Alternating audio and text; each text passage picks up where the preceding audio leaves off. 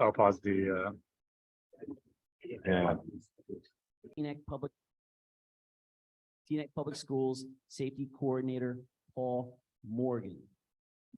Ladies and gentlemen, our first speaker serves on the Cannabis Subcommittee. Please welcome Councilwoman Hillary Goldberg. Thank you. So I just want to thank everyone for coming out tonight. It's been a long time. We've had a lot of discussions about cannabis, and we wanted to give you guys the opportunity to be able to ask your questions, understand what's going on, and understand what the process for cannabis in Teaneck looks like going forward. So in 2020, cannabis did become legal in New Jersey. 60% of the voters in New Jersey voted in favor of it, and over 70% of Teaneck residents did vote in favor of legalization. In 2021, the council opted in to have legal cannabis in Teaneck, and it is currently zoned for all license types on Alfred Avenue. So now the question that we are discussing, and we want to hear from you about what does cannabis look like go forward in Teaneck. We want to explain to you what the process is going to look like. So we will have transparency. We will have applications going forward. What is this going to look like from a go forward perspective from a process standpoint? And then the second piece of that, which I'm sure a lot of you are here about, is the zoning issue of where is cannabis going to be in Teaneck? There's multiple license types. I know some of you on Zoom or in the room have taken the survey. If not, it is on the QR code is right here. And we will have presentations from an attorney, which will be introduced in a minute. And then we will have Q&A. Everyone will have a chance to speak. Everyone will have a chance to have their questions asked. And I would just like to stress heavily that no zoning decisions have been made. The only place where there is zoning currently is Alfred Avenue. The rest will be decided based on the feedback we get from the survey, from this forum, and then we will take that information and bring it to a report, which will be presented at the February council meeting. And it will also be posted on the website. And then between cannabis and zoning, we will discuss with the professionals what it looks like go forward. But I would just like to stress again, no zoning for any location have been decided other than Alfred Avenue. Thank you, Mayor. Thank you, Councilwoman. Our next speaker is a cannabis attorney representing multiple municipalities, and he will be making a 15-minute presentation, which will be followed by a question and answer segment just for him because he is on a strict timetable tonight. Ladies and gentlemen, please welcome Ron Mondello. Council folks, appreciate the invitation. I hope you don't mind if I stand. It's chiropractic stuff. So I've got 76 slides. There's no way we're going to get through all of those this evening. So I'm happy to, I've got a bunch of cards here. If you ever have any questions, I am happy to talk cannabis 24/7. So don't hesitate. Let me see if I can pull this out. There we go. All right. So to zip through these slides, just very quickly, I am a member of the New Jersey Institute of Local Government Attorneys. I'm a trustee there, a member of the New Jersey League of Municipalities. We're the reason why most of the towns opted out originally, because that body was very concerned that regulations were not out yet. All right, so that is not working. Let's try this. That is not working either.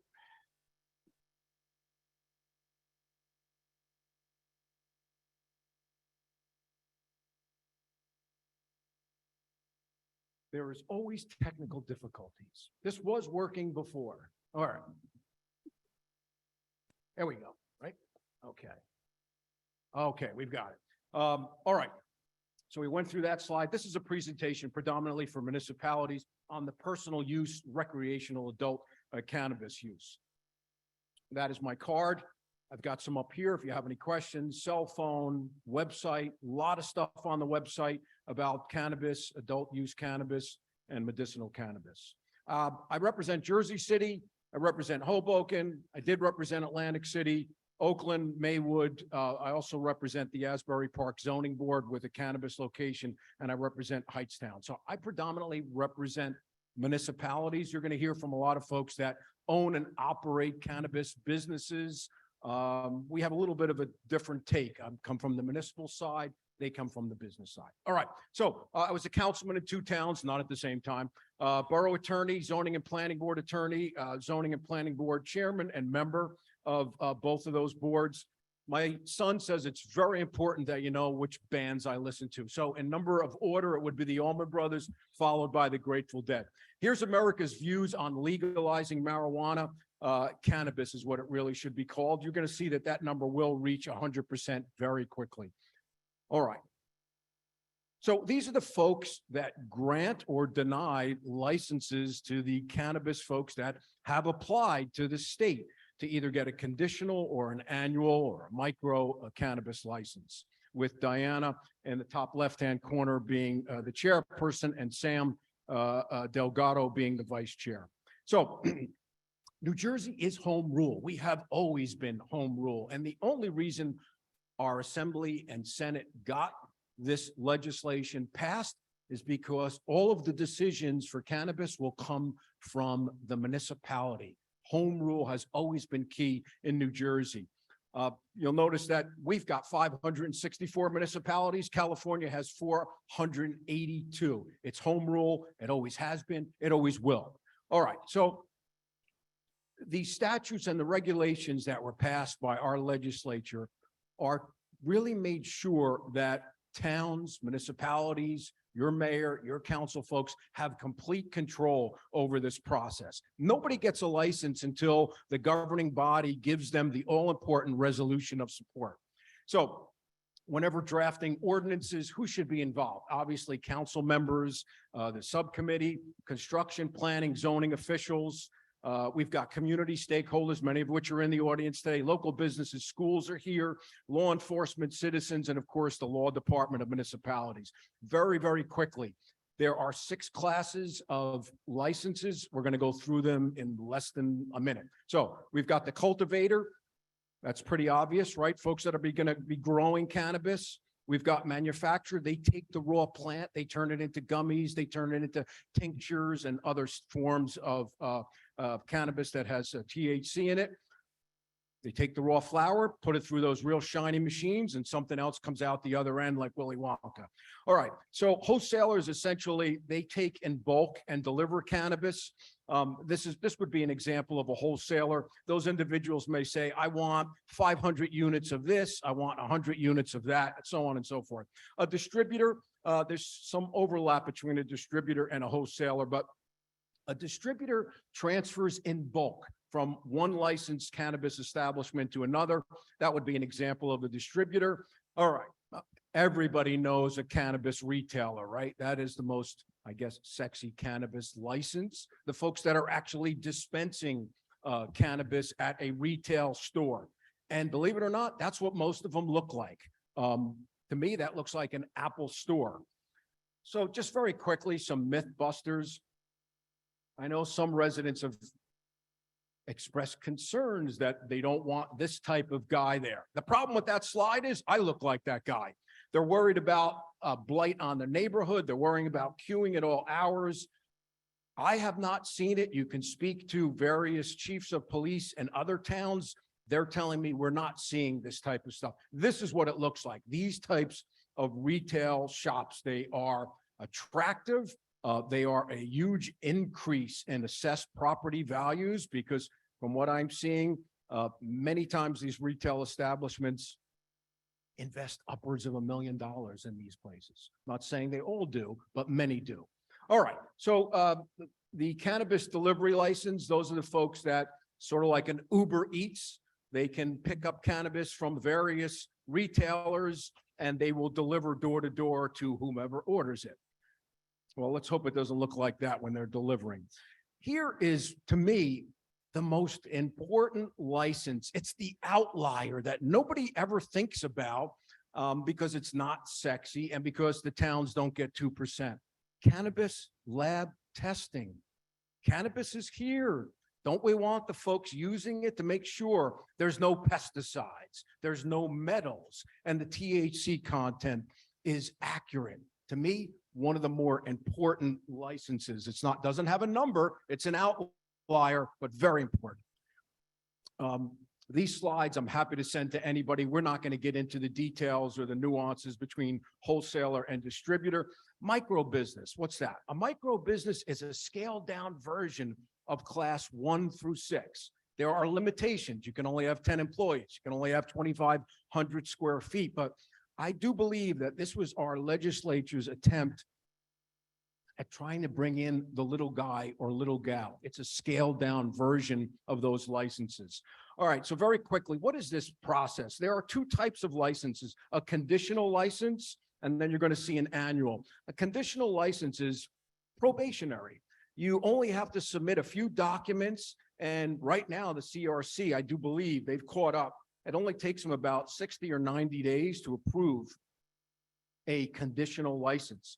So you could apply with the state, and at the same time, you can apply to get your all-important resolution of support from the governing body here. Okay, so here's the annual license. That's where you must get your resolution of support first from the governing body before you apply with the state. Okay, there's some time frames. We're not going to get into those. Again, it's a two-tiered process. The resolution of support from your governing body, those folks here in Teaneck or some other municipality. And then typically there will be some type of a local licensing process, which is annual, and your municipality will set that process up. That's not really time sensitive where the resolution of support is. If you get that conditional license from the CRC, you typically have 120 days with an extension to get that all important resolution of support from the governing body. All right, so we know that municipalities can create their own licensing and endorsements.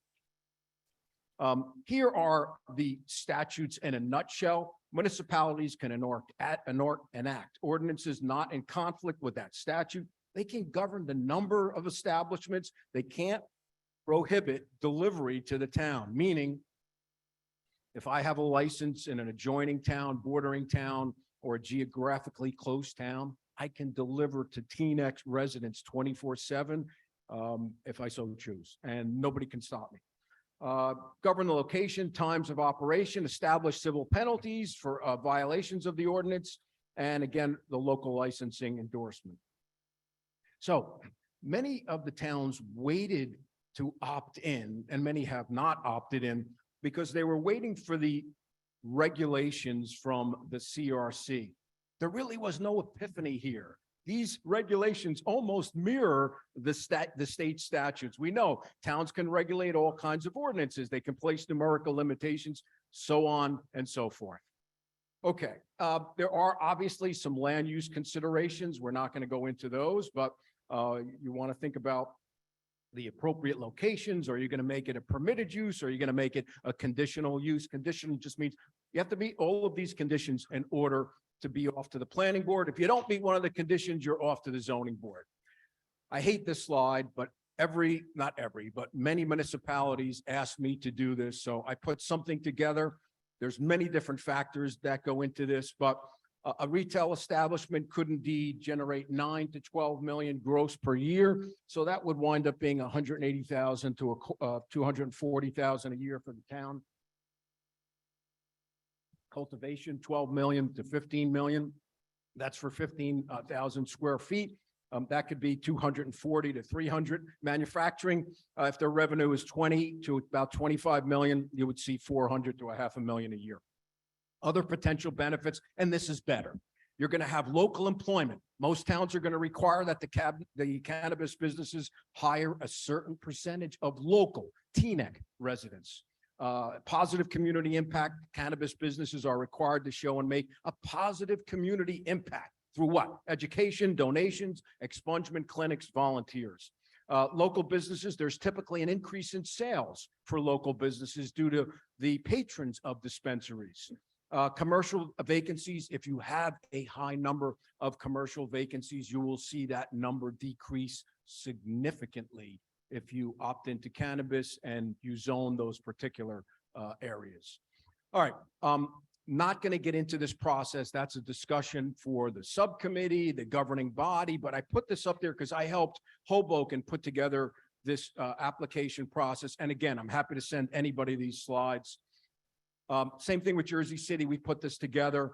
The process can be as complicated or as simple as the governing body desires. I don't live here. I don't govern here. The folks that do will decide what that process is and where these cannabis establishments should be. Great idea. We did this in Hoboken, is to have an interactive city map. So instead of everybody in this room calling the building department, is 125 Main Street zoned green for cannabis? You go on the map, you punch in the address, and it tells you whether or not that property is suitable for a cannabis business. Some best practices: setting up a web page, adding that map, putting together a frequently asked questions. All right, we're not going to go over this personal use cannabis rules. One of the more interesting paragraphs is all the way at the bottom. I did a presentation for Alamucci, tons of cornfields. And when I told them that if property is farmland assessed, and as long as there's no deed of easement and preservation, or deed of preservation or easement and preservation, sorry, that as long as the property owner doesn't submit that exemption to the tax collector, tax assessor, they can switch from farmland assessments. So I think you're going to see less corn and you're going to see more cannabis in Alamucci. All right, so what are some of the limitations? You can't have it in your grocery store. You can't have it in a deli. No indoor food markets, outdoor stores engaging in retail, and premises license for alcoholic beverages. Can't have that. Can't mix booze and cannabis. All right, so I've said it 3 or 4 times. This is the last time. The all-important proof of local support. Cannabis businesses are not going to be able to get a license from the state unless they get the all-important resolution of support from the governing body. This is also required. The zoning officer, building department has to put a letter together. It's not complex. I get 5 calls a week from zoning officials. I'm not going to do this. They got to go to the planning board first. No, it's a very simple letter, 2 lines. This particular location for this particular class of license is zoned appropriately. That's it. End of story. Okay. So how does a municipality handle cannabis? Anybody that's been before planning or zoning board, they're going to deal with odor, location. We don't want it by schools, parks, signage, neighborhood impact, security is always number 1. Prohibition of sales to minors, consumption, either you're for or against consumption on the premises, traffic or parking issues, municipal incurred costs of enforcement, and trash disposal. We know that the cannabis cultivator, manufacturer, wholesaler, that's 1%, retailer 2%. We also know that the cannabis lab gets or pays how much? 0%. But it's a very important class of license.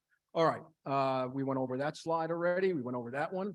So very quickly, not sure, but in some instances, towns put together cannabis review boards to actually vet the applications. Towns, cities like Jersey City and Hoboken, it's really too much for the governing body. Monday night, I am the Cannabis Control Board attorney in Jersey City. We approved number 35, retail dispensary. We've got another 15 applications in the wings. The governing body would collapse. They're there till 1 o'clock as it is. So that board vets the cannabis businesses to make sure that it's a good fit for Jersey City, a good fit for Teaneck. All right, the governing body will discuss this at some point, whether or not they actually need a board. Record keeping, it's interesting to note that the OPRs of those board members and professionals, that's operable. What's even more interesting is, as a cannabis business, if you submit all the documents that Teaneck wants you to submit in order to get that all-important resolution of support, those are not operable. We don't send them to anybody who's asking why, because the competition need not know what you are doing. Okay, so there's something called host community agreements, somewhat controversial. I'm very much in favor as long as they are reasonable. Now, this 2% that we spoke about, well, the CFO is going to be auditing these businesses to make sure that the town is getting the 2%. Who's going to pay the CFO to do that? It shouldn't fall on the taxpayers' shoulders. So there should be provisions in these host community agreements to make sure that these municipal incurred costs of the business are being recouped and that the taxpayers are not shouldering those additional expenses. First day the cannabis business opens, I don't know, maybe we need, or they need 6 police officers. Who's going to pay for that municipal incurred cost of expense? It shouldn't be the taxpayers. It should actually be the businesses. And some cannabis business would say, why? You don't ask that of any other business in town, and they would be right.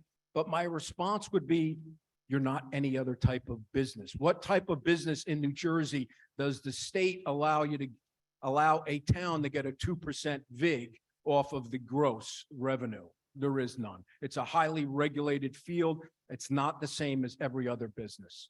All right, we're not going to get into this. Just make sure the host community agreements are reasonable.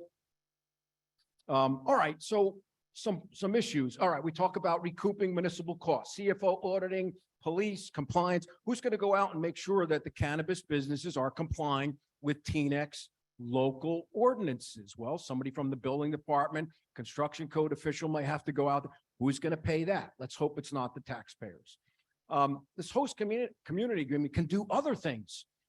Employment opportunities, applicant to sponsor job fairs, attract local residents, women, people of color, reentry candidates, a labor protection agreement. How about community education?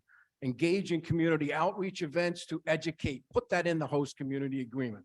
Provide state matching funds for municipalities' drug and alcohol prevention. Make contributions to local charities, schools, first responders, digital divide organizations. Here's what it should not be. Build us a new rec center and we'll give you the resolution of support. But everybody knows that. All right, it shouldn't be quid pro quo.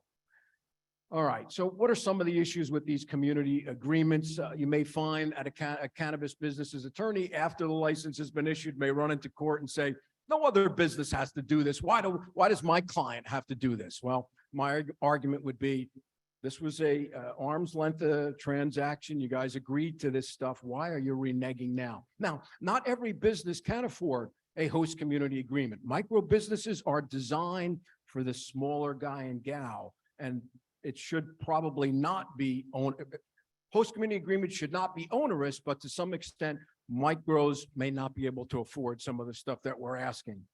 All right, let's see. Require some level of site control, whether it's an LOI, whether it's a lease or a deed. And this is something that I have always asked for, don't always get it. Why not have the cannabis businesses notify residents within whatever the number may be, but typically in the world of zoning where I come from, it's 200 feet. I'd like to know if a cannabis business is coming into my neighborhood. It's due process at its finest. Some cities have gone for it, others have not. Jersey City opted not to do it. Their response was the planning board will take care of that. They will, but I think that it's not a burden to have it done twice. All right. See, there should be an appeal process at the municipal level, and the licensing process should be annual.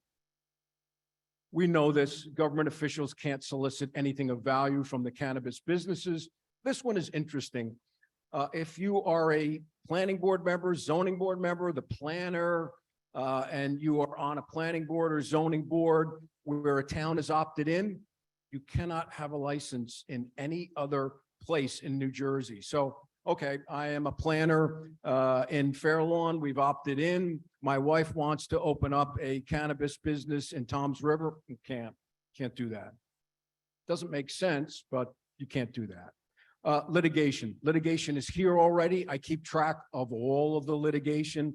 I have a monthly meeting. We call it the Municipal/Land Use Roundtable. There's about 75 of us.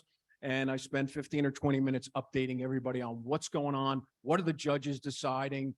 How are they putting together these decisions, et cetera, et cetera. Okay, these are just some differences between a medical cannabis facility and an adult. Most important being medical patients can get up to 3 ounces for 30 days, where adult use can't get more than 1 ounce, but there's no limitation. I can go back every day for 30 days. That's certainly some of my friends.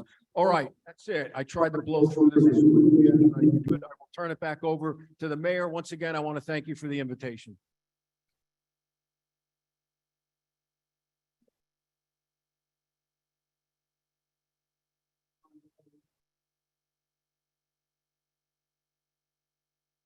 Mayor, your mic's not on.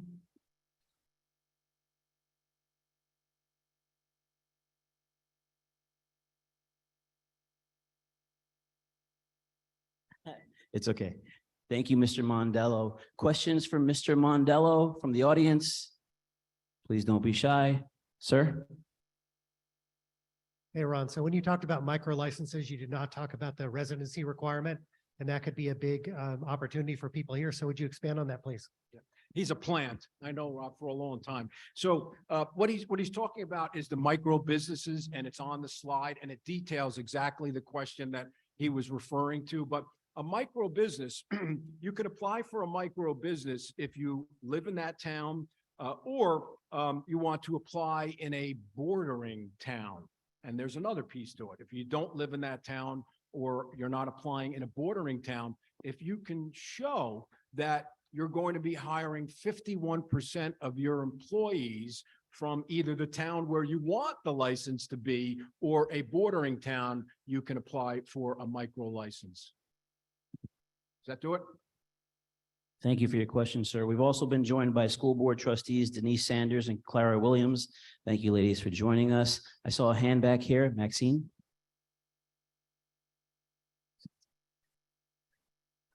Hi, thank you for coming. You mentioned that you don't want, it was a quote, you don't want it by schools and parks. What do you mean exactly by schools and parks? Can you define the distance? Yeah, so I don't live here, I don't govern here. However, I was really relying on my experience, having given this presentation to several dozen towns. Many of the governing bodies, mayors and councils, have a apprehension having cannabis near a school, near a park. As a councilman in 2 different towns, I probably would agree with them, but that would be up to the governing body to decide whether it's 2,500, 1,000, 500, 200. I've seen 100. Thank you, Maxine, for your question, ma'am. Hi, 2 questions. Historically, young people, college age or whatever, have been able to access liquor with false IDs or whatever. The same thing could happen here. So what could be done to prevent that? And who would be monitoring the sellers and the growers to make sure that things don't get siphoned along the way and to keep it all above board? Yeah, it's a good question, and that is best answered by some of the cannabis businesses you're going to hear from this evening. But having said that, there are some very rigorous regulations and statutes that require specific IDs and software that I don't understand to make sure that the ID is not fake. There's at least a 2-factor process that I am well aware of, but the cannabis businesses will be able to much better educate you on that. And I just want to repeat, so after this, we are going to have a presentation from the school and then the businesses. So to your question, if the cannabis businesses might answer your question in their presentation, and if they don't, we can come back to it. Thank you, ma'am. Sir. Yeah, from a risk management perspective, if a cannabis business owner wants to open up a business, what are the standard insurances that they would be required to take out? Yeah, so I probably have not done a great job. I represent municipalities. There are folks here that are going to give you presentations that are cannabis business owners, operators, and they will really be able to open the door on those types of questions. I represent municipalities, so I have a very different frame of mind. I'm here to protect municipalities, taxpayers, residents, and they have those types of answers for you. I don't, I'm sorry. Mr. Schwartz. Thank you, Mr. Mayor. Is there anything in the state statutes relating to where dispensaries can be in a given town as far as distances from schools, religious facilities, or is it totally up to the individual town? What were the first slides? Home rule, home rule, home rule. So the only way that our legislature got these laws passed was to make sure that towns have complete control. So there's nothing in the state statute saying you have to be 1,000 feet away from X, Y, and Z. It is completely up to your governing body. I have seen situations where towns have said cannabis businesses must be at least 2,500 feet away from each other. I've seen restrictions where they can't be 1,000 feet within 1,000 feet from a school, a drug rehabilitation center, and the list goes on and on and on. It's local control. Thank you. We have a question here in the back. Hey, I'm just wondering, is there a license for like consumption for like restaurants or things like that? Yeah, so we can't mix food and consumption. And right now, the regulations for consumption lounges are, they just came out, and I think March is the end of the public comment period. And again, that's up to your municipality. If they decide we don't want consumption lounges, there won't be any in that town. I know that Jersey City opted for consumption lounges. Hoboken said it's a no-no. Thank you, sir. We have a question here in the back from Mr. Rose. Thank you. I'm wondering how it gets handled in terms of segmenting the different areas or aspects that you were talking about. For example, I envisioned it's going to be a place where you go in and you perhaps buy some cannabis.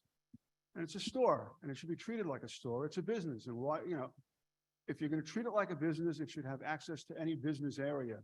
And then you can place some further restrictions, not within X feet of a religious or a hospital or all these different types of situations, schools.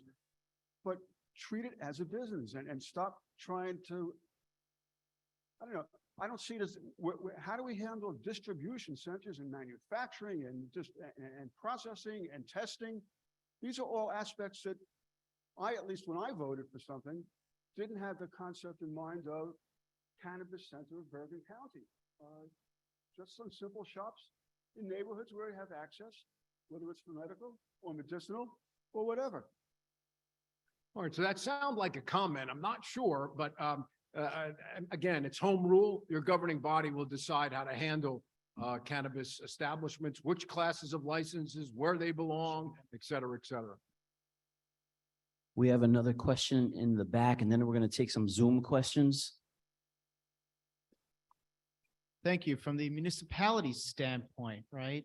Ex post, are there any regrets or changes that they would do with after the fact, going back to some of the original resolutions or ordinances that are governing this? Wow, that's a great question. Time will tell, but I can tell from experience that Hoboken may have taken a more strict view as to where some of the cannabis establishments should be. A particular establishment wasn't that far from a residential zone. And in fact, there were some townhouses above the cannabis establishment, although it was zoned for cannabis. And I can tell you that I think the planning board had 7 hearings. It was that controversial. So that would be my response, that look carefully at these ordinances, make sure the planners are involved, make sure the construction code officials, the chief of police, as many stakeholders as you can get. Thank you, Mr. Mondello. If you're on Zoom and you'd like to ask a question, please type it in the chat room.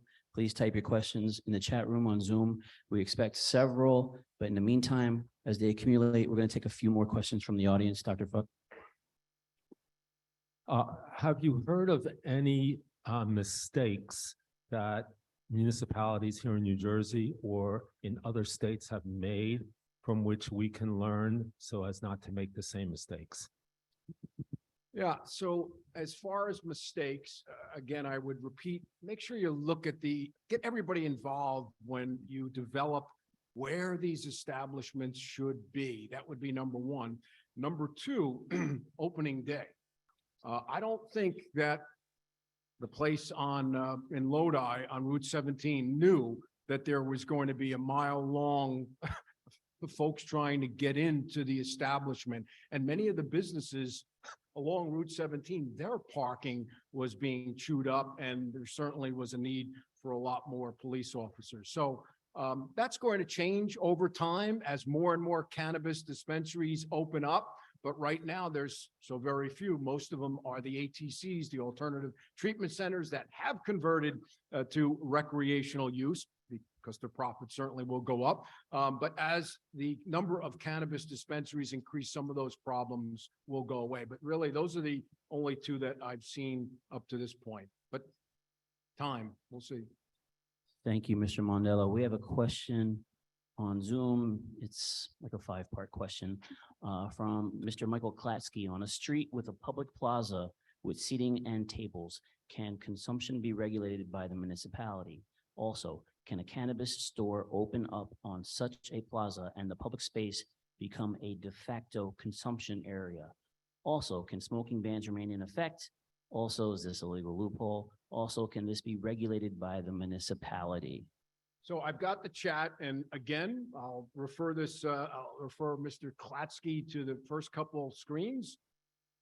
Home rule, keep control. So the municipality can say no consumption and can certainly indicate that there's no smoking of anything in these particular areas.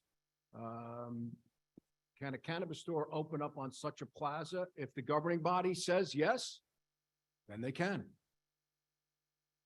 Thank you, Mr. Mondello. We have another question here in the back. Sir? Yes, how are we ensuring equity applicants to get priority when they're trying to apply for a license? You know, the applicants who have convictions of marijuana use. So the state obviously has a scheme and gives priority to those individuals that have convictions for cannabis. Well, in that area, you would call it marijuana, I guess, but because that's what the criminal statutes call it. But the state gives priority for those social equity folks. And I've seen some towns say to me, let the state deal with that issue. We have our own ideas. And I've seen some other municipalities really want to make sure that the reasons for this legislation is being carried out. And that is to make reparations for those folks that spent all this time in jail for having something that is decriminalized. Our next question is from Zoom, from Cheryl Milstein. Who has enforcement authority over breaches of a license? Excellent, excellent question. So, certainly the state is going to have enforcement over that, but I would ask, what kind of breaches are you talking about? If we're talking about the local code here in the municipality, that would be your construction code official. Hence, there should be a host community agreement because the taxpayers should not be burdened with that additional municipal incurred cost of enforcement. Now, if it's some type of license violation, then of course it would be the state, but the state is probably overburdened and they're not coming out here once a month, once every 6 months to check up on cannabis establishments. So it certainly will be left to your local folks. Sir? Quick question. In one of the slides you showed for a retail shop, 12 million approximate gross income, and the township or the municipality gets about 180 or so, let's assume 200,000. Works out to a percentage of 1.6% approximate. Is that by state statutes or can that be changed by the township? Because to me, it looks like for the dangers, that's a very small sum of money that the township is earning. Yeah. So I went to law school because I can't add and subtract. So don't get into percentages, but no, the state has indicated that 2% of the gross revenue will go to the municipality. That cannot be increased. It could be decreased. I haven't seen that happen yet. Another question from Zoom. This is anonymous. Is cannabis smoking covered under the Smoke-Free Air Act? Can the municipality stop someone currently from smoking cannabis on Cedar Lane sidewalks next to a school, etc.? Yeah, if they can with tobacco, they can with cannabis. Home rule.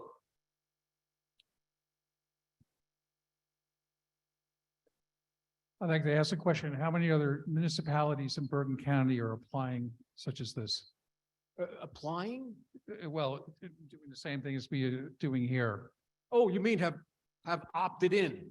So very quickly, most of the towns in New Jersey opted out because the New Jersey Institute of Local Government Attorneys, of which I'm a trustee. I'm old and most of the guys are a lot older than me. they suggested to the League of Municipalities to opt out. Every municipality opt out. Why? Because we haven't seen the regulations yet. Well, the regulations were not an epiphany. They, for the most part, at least the material ones, mirrored the statutes. What I am seeing is at an increased rate, municipalities are opting in. And there, it really is some logic and common sense. If in my town, I remain opted out. Now, I'm not suggesting, I don't live here, I don't govern here. I'm not suggesting that cannabis is right for Teaneck. That's up to these folks. Certainly, if it's a bedroom community, there's no vacancies and you're flush with cash, you don't need cannabis. On the other hand, if you're not flush with cash, you have a lot of vacancies and you're not a bedroom community, you might want to consider it. Those towns are starting to opt in because the bordering towns are. And the bordering towns are delivering to their residences 24/7, and they're missing out on the 2%. Our next question is a Zoom question from Nancy Gruskin Warner. What model is being evaluated from other states with more history, such as Colorado, as best-in-class examples to make these decisions? All right, so if she's asking from a municipal level, not a lot of time is spent looking at other states. New Jersey is pretty unique. As I mentioned before, 564 municipalities, home rule. California has 464. If they're speaking about cannabis businesses, there are folks that will come after me that are much better equipped to answer that question. I understand that marijuana and marijuana products are illegal under federal law. What are the implications of that? Yeah, it is still considered a controlled dangerous substance. And here's my opinion. There's a little statute in the IRS called 280E. And cannabis businesses have to pay 70% of their revenue to the IRS. Yeah, 70%. So when have you known federal government folks wanting to give up money? I don't think so. So I think it will remain on that schedule for a long time. Having said that, have you seen any businesses get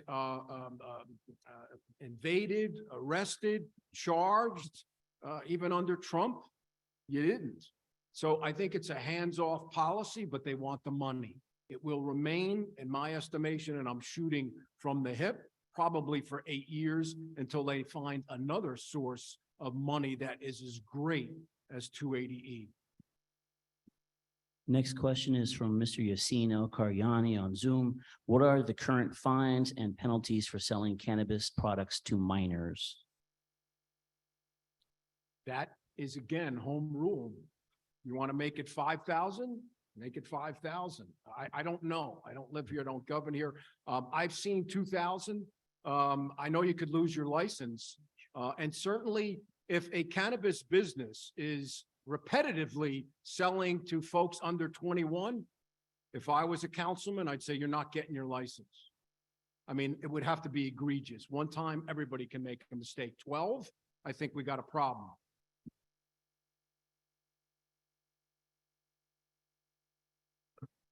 Yeah, hi, David Hess. I'm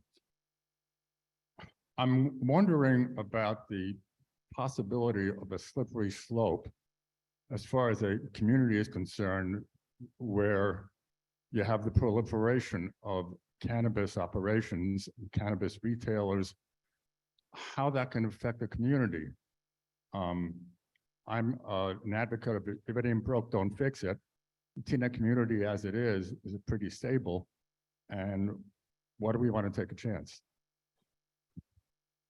Yeah, so I have spoken to many police officers, chiefs of police, and they have reported no problems. And you may not agree with me, but what's the difference between alcohol establishments and cannabis establishments? A question in the back from Ms. Cheryl Hall.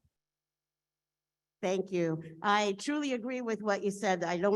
I see the true gateway as alcohol and not marijuana. And this is a great thing that we're moving towards.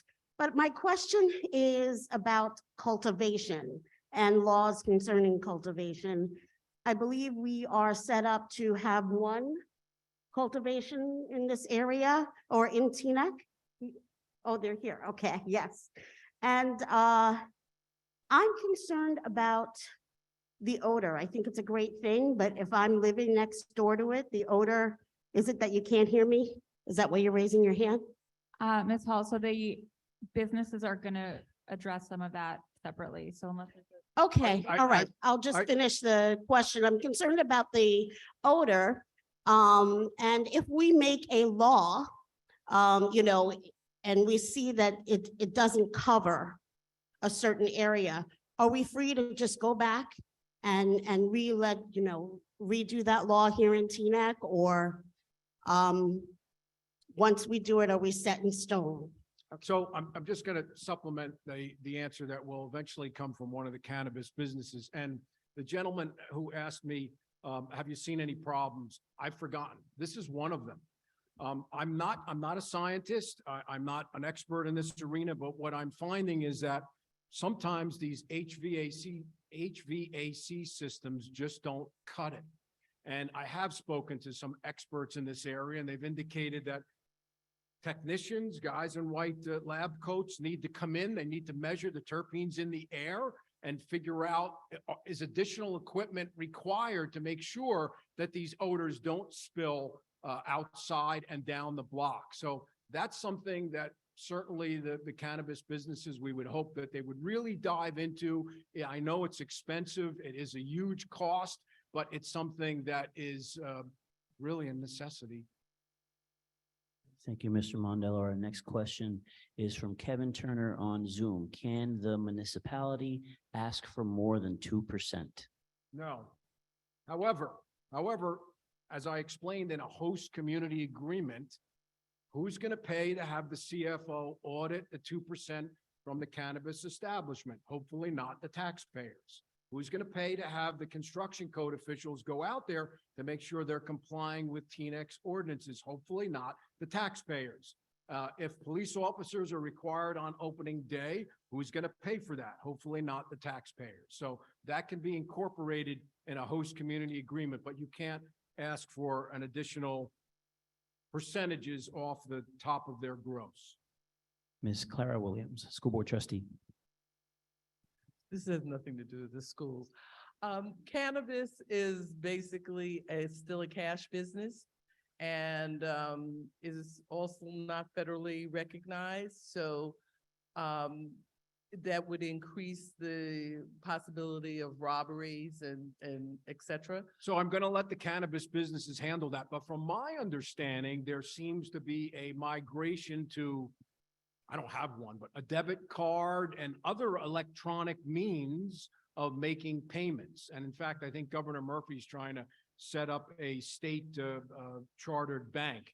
So the cannabis businesses are much better suited to answer that question. But I do believe the cash is starting to decrease and the electronic payments are starting to increase. Our next question comes from Zoom, Mr. Yehuda Cohn. What are the downsides to preventing retail stores from opening in our town?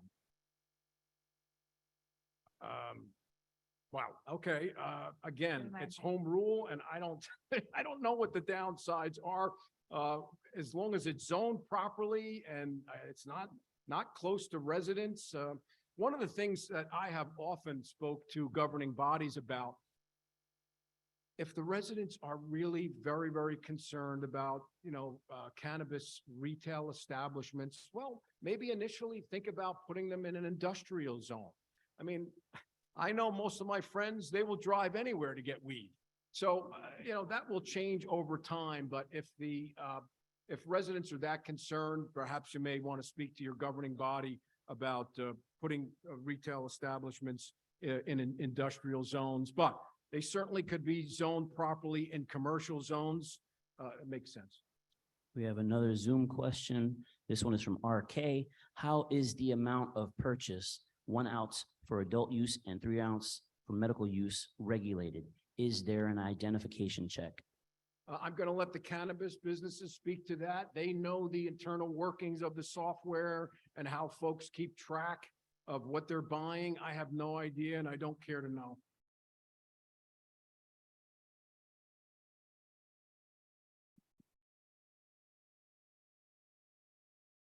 I just came now, so I'm not sure if this was answered, but why do we have to have cannabis at all?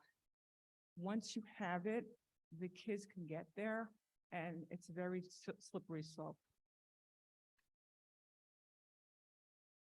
Well, I guess the only answer to that is, and I'm not sure of this percentage, but 67% of the voters said we want it.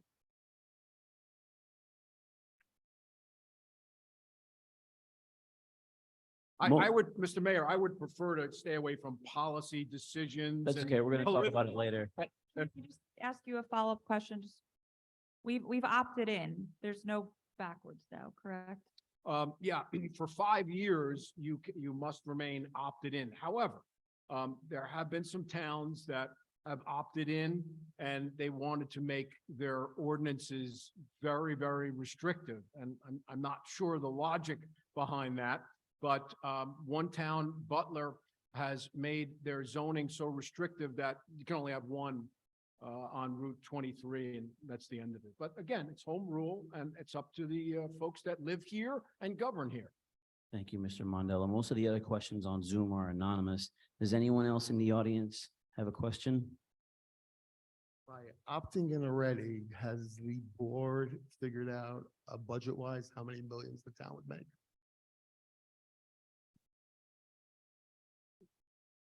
That certainly is not a question that I would take a gander at. Just so everybody knows, so the legal questions are for the attorney. He's on his time schedule. Then we're going to have the schools present, then the businesses. So there might be other questions that the other panelists can answer, but the questions right now are for the attorney only. I'd like you to address the idea that your mother's pot from the 70s was one thing, but the THC content in the products that are being offered now are really a completely different animal or plant. So are we going to have percentages of THC? Is there a maximum amount? How is that regulated? And there are considerable numbers of research projects out there that show that this level of THC in oils and dabs or whatever has actually caused irreversible psychotic breaks. So that's my concern, and I'm wondering how that's regulated, the percentage of THC. Yeah, so forgive me. Once again, the cannabis businesses are really well-equipped to answer those questions. My focus is municipalities. I've represented Atlantic City, Jersey City, Hoboken, Oakland, the list goes on and on. So from a municipality perspective, I can answer questions. But as far as this THC content, I know that the state has statutes and regulations, and certainly the cannabis businesses are going to tell you how they will adhere to those regulations. Question over here in the back.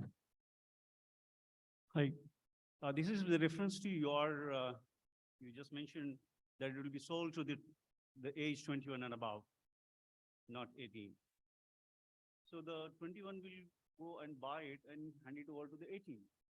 Number one. Number two, you said 67% have voted for this. But what about still 35% we don't have? It is not an election. It's a concern about the health, the mental, the well-being of the children. We are concerned about, as it is, America is, inflicted by obesity and so many heart diseases and all that. It's not an addition to this. What about our children will go? Do you think they will not be affected? Yeah, so once again, these are policy decisions that you can speak to the governing body about. I certainly stand guilty of borrowing my second oldest brother's license to get beer, but you'll have to speak to them about that. That's policy decisions. We have another question here in the back, ma'am. So my question is, how would I be able to get a license in Teaneck? Like right now, my sister and I, we were granted a conditional license out of Somerset. We did not want to go to Somerset for a dispensary. We wanted to do it in Teaneck. We just weren't We didn't think that. Is it a conditional or micro? It's a conditional license.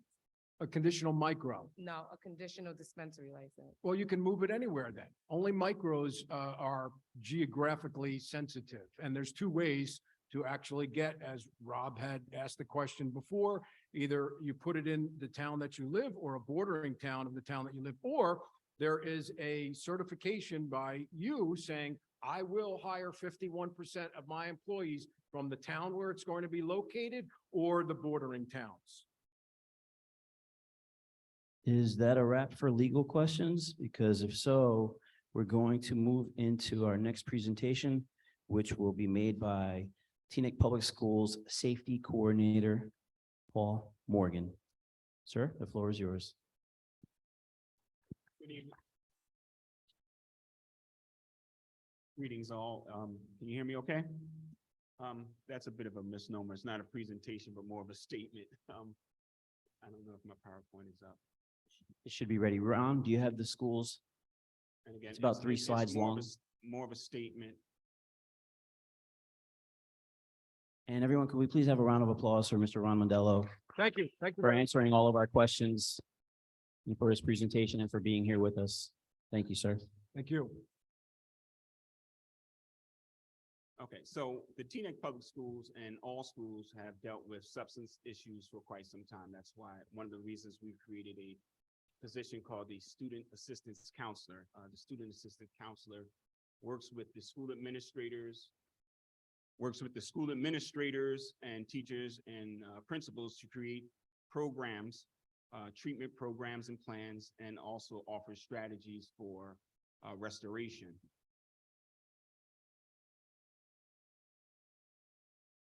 One more slide. So, as I stated, we've dealt with substances for many years. Our goal now is to figure out how to adjust to the decriminalization of cannabis. This is new territory for us. We're treading water here. We're getting used to it. We're taking cues from the CBC, the Cannabis Regulatory Commission, and also from the township. So we're forming partnerships with these different entities to try to keep our students and scholars safe. We're also going to work with the license holders to create safe spaces, and just make regulation and just keep our schools safe.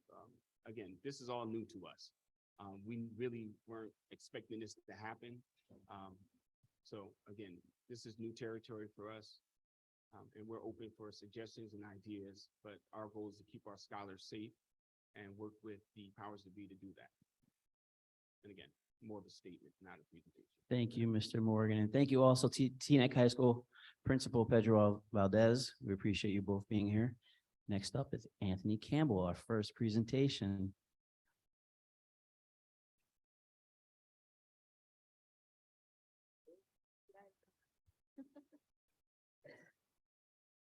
Ladies and gentlemen, please give him a hand. Anthony Campbell. It's never easy speaking in front of so many people at a town hall. Please give him a second or two to set up.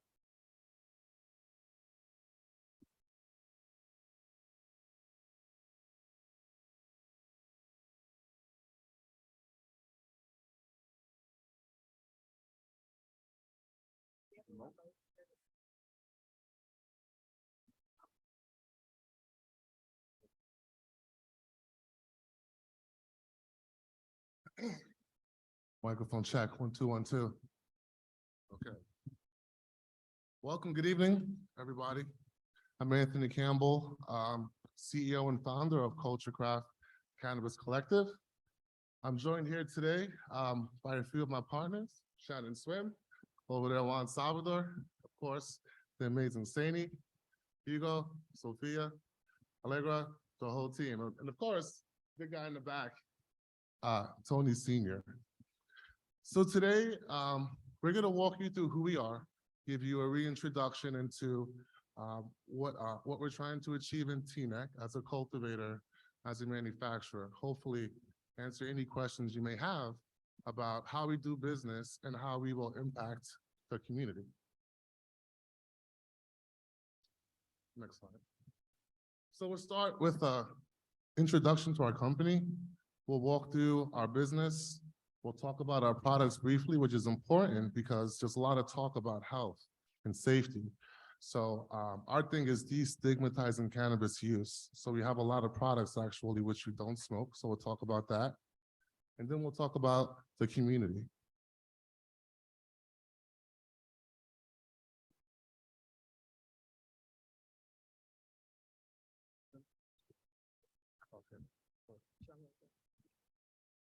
Little logistical organization. Thank you. Okay. So who are we? We're Culture Craft Cannabis Collective. We are here to innovate and elevate the cannabis culture by identifying unique opportunities in the life cycle of our integrated companies. Our team personally has decades of product development experience. We come to you today as people who have skin in the game. And so we're here today to show you how the products that we create intersect at art and science. And one of the things that we, kind of want to talk about top over in regards to our company. And as Tony said, my name's Shannon. I'm one of the partners here at Culture Craft, but talking a lot about how our brand story specifically reflects both of our commitment to not just New Jersey, the Northeastern United States, but also just generally the standard innovation and destigmatization of the cannabis culture. Also talking a little bit about the products that we have that highlight all of those unique benefits as well.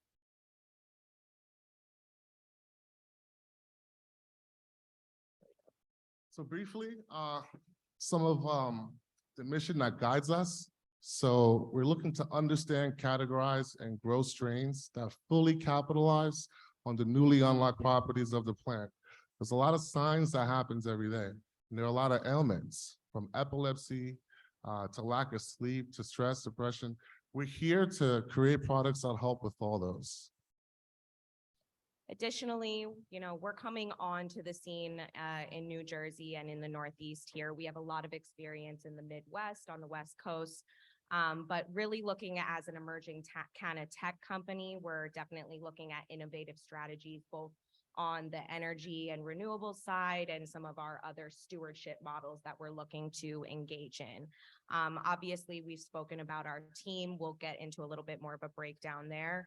But outside of our out-of-state licensed partners, we also have a large number of in-state partners that we work with and that support our network here that help us deliver the best end product to the consumer base. All right. So just a little bit about my team. So myself, Anthony Campbell Jr., founder. I'm a science guy. I'm a chemical engineering background out of the University of Michigan. Got started as a product developer for in cosmetics and beauty products, and slowly transitioned to product development in the food space. You also see my father, my idol and co-founder, community engagement director. And I wish he was up here, or he can come up. I'll have him walk through his bio in a second. As well as that, it takes a supporting cast, always takes a strong supporting cast to do anything. So just a few of our team members I'd like to highlight, of course, John Brownberry, our cannabis industry consultant, our sister Alima Campbell, human resources manager, John Collins, sourcing manager, Esco, a strategy advisor, Hassan Mateen, who's our master grower, and of course, Chanita Pinglaw, our culinary site manager. And then I introduced myself briefly before. My name's Shannon Swim. I'm also the founder of an end-to-end branding company called Sempre Group. The way I would describe end-to-end is we really focus on taking a brand from its iteration and inspiration concept and carrying it all the way to market. At the end of the day, we're really focused on the private label collection at Culture Craft and also our white label partnerships that we're going to be engaging with as a manufacturer in the state of New Jersey. We have a significant amount of experience. I personally come from a tenured background in corporate fashion, so a cog in the New York fashion machine, as you will. And I ventured prior to the pandemic out into my own independent agency, and we partnered with Culture Craft and Tony and his team here. And, we're looking to really position ourselves to be able to bring the best product and also venture into new product sectors together as a team. Well said, Shannon. Thank you. And just as reference, how did this journey begin? Well, it began in Teaneck a very long time ago. When my father, Anthony Campbell, you see there, want to stand up and raise your hand. It really, it really started with him, just like our journey will start with us to plant these seeds for the future. And just want to say thank you again. And he will always be, as community manager, a face to us, a way to reach out to us, a way to address your concerns. I want you to have, understand that there's always going to be that out. And I think more than anything, that legacy that is carried here in Teaneck is one of the primary and most foundational purposes that you see us sitting here today. You've seen Tony doing a lot of boots on the ground work to engage with the community here. There's such a legacy and a history here, not just for us as a company, but also as individuals. So I think that's something that's worth noting. And also just from a standpoint of the familiarity with the area. Okay, so how do we grow for the good? So we have four main pillars of just four main ways that we plan on growing with the Teaneck community. That's with our corporate social justice, our community engagement, diversity and inclusion plan, and our environmental stewardship. So we are a minority-owned business dedicated to improving the community and upholding our commitment to be cannabis leaders of consequence, right? We really do want to grow together. So our goal is to not only empower ourselves, but the local community. This means our schools, the roads, the environment, and most importantly, the youth. And that means protecting them. And later in this presentation, we'll go through the various ways that and steps that we take to protect and make sure that they don't have access to our products, and that for everybody who does have access to our products, that they're safe and consumer friendly. And also from a standpoint of a top over view of some of our pillars in regards to the way we steward ourselves within the community. I think this, hopefully at least touches on from a standpoint of topic point with some of the questions that we heard earlier in the presentations. And then at the end with the Q&A session, we're happy to elaborate on any of the points here. So just give you a quick business overview. More mythbusters and concerns to address. But I think there are three things that help us stand out. One, we bring proven methods under the tutelage of some great industry leaders and professionals, right? One of them being Shy over there, Harmony, had the pleasure of all the ATCs that Culture Craft had reached out to. They were the only one to respond, mentor us, give us tutelage. For that, I'm very thankful. We reached out and talked to industry leaders. We've gained the expertise that we've needed. Two, we are professionals with hands-on experience working in the legal cannabis industry. We've launched CBD brands. We've put THC products legally on the shelves in California.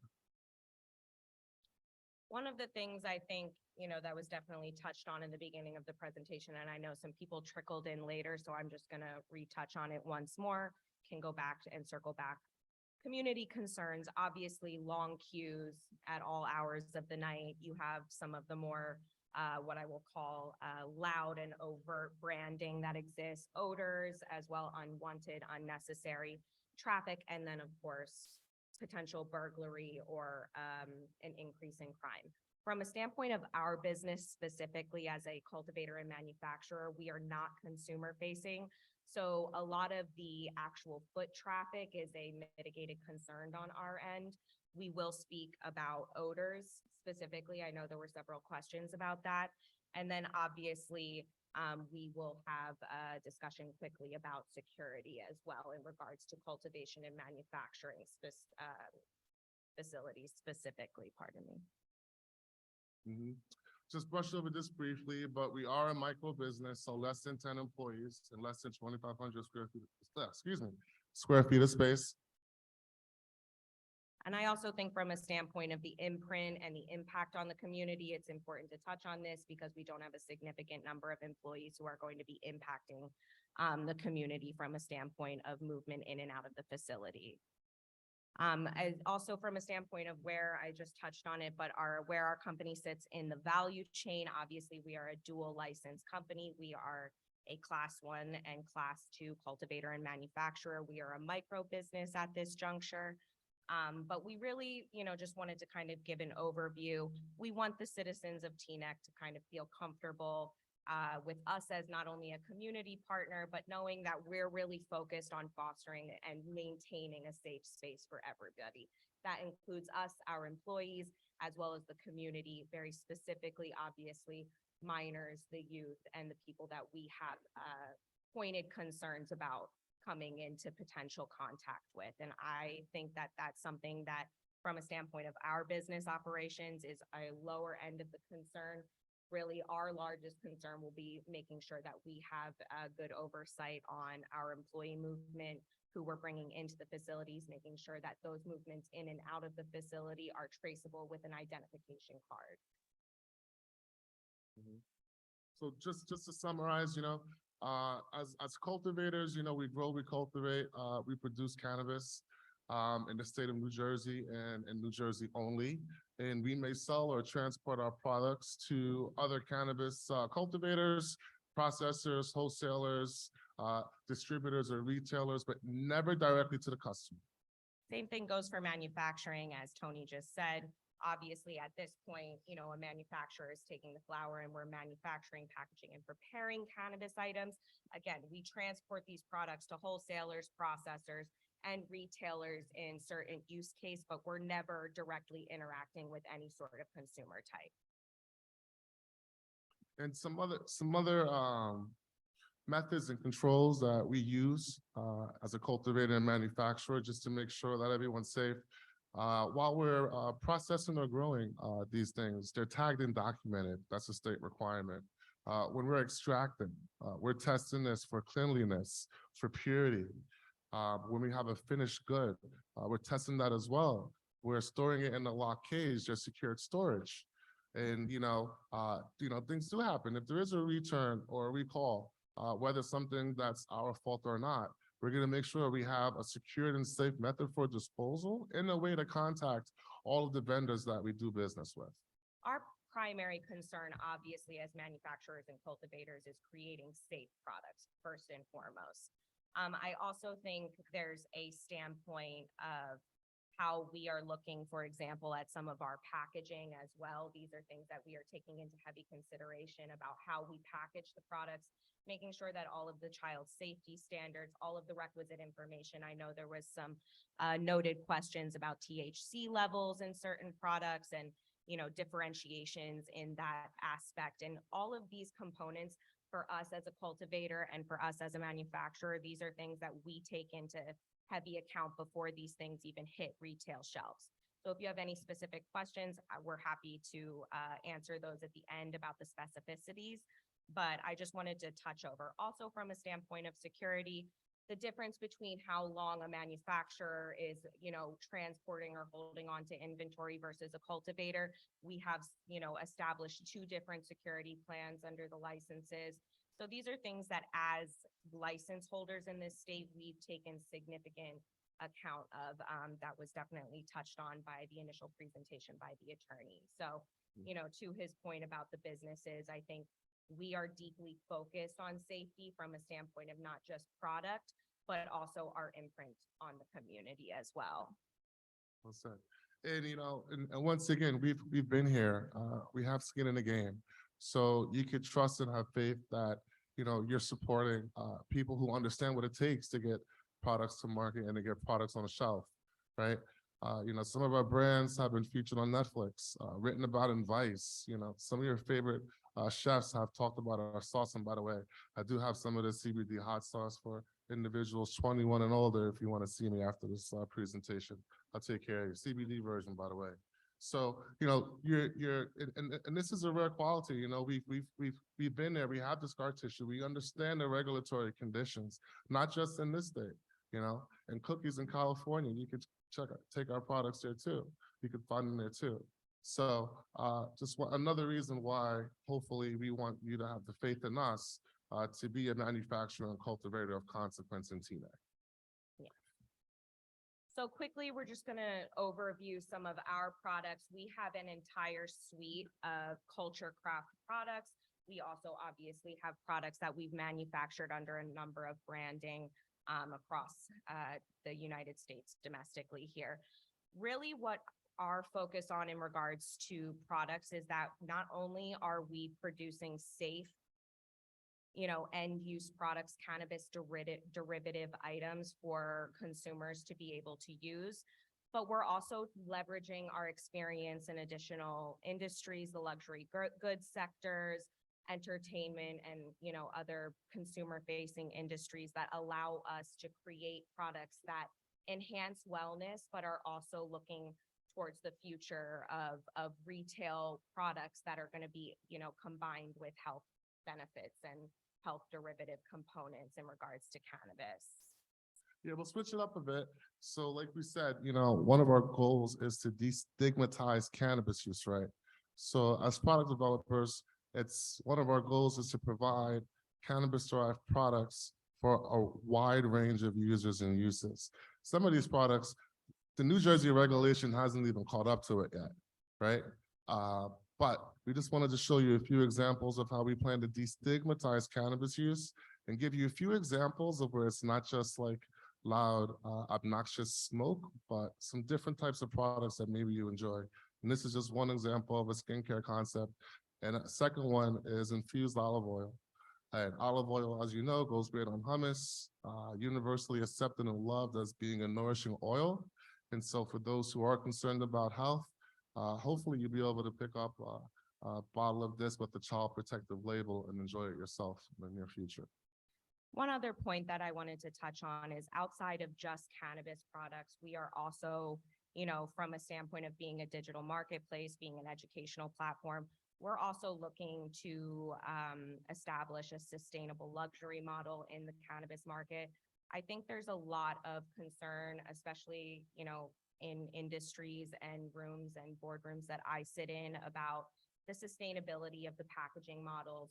We have so many needs for notices and making sure that all of our information is available on the packaging, that we as a company have taken a lot and put a lot of thought into where we can create sustainable structures within that development process to make sure that we are minimizing our impact on the environment.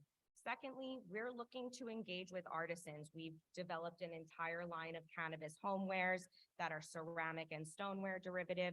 Some of the vessels that you saw in the topicals has all been sourced in Tunisia. We've partnered with a company called Carthage Company. They're based out of Tunisia, as I just mentioned. They are all handmade ceramics, and this is something that we're looking from a standpoint of cannabis lifestyle to help destigmatize and incorporate an aspect of luxury and a reusable and sustainable component to the packaging and the vessels that we'll be using. It's quickly showing our network and now the community impact.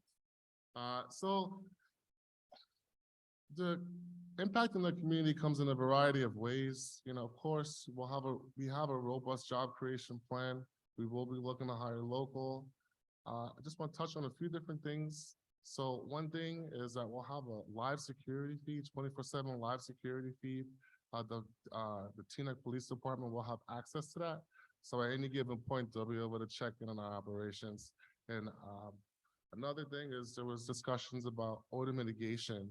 So there's some new technology to help with that. And we've already researched a variety of methods for inside the facility, combination of various filters and pressure controls.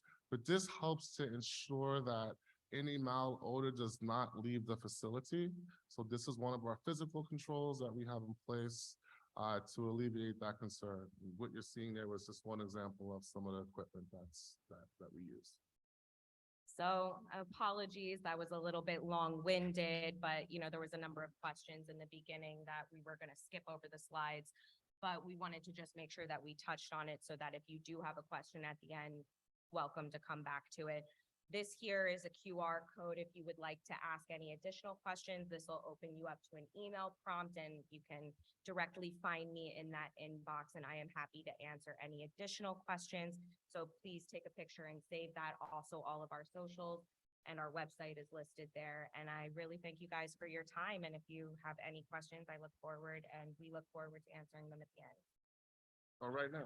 Or right now? Or So right we're now, gonna do after. No, it's After, we're gonna do two more presentations after this, but thank you for sharing your vision with us. Ladies and gentlemen, can you please give them another round of applause? Our next presentation is from Deo's Garden.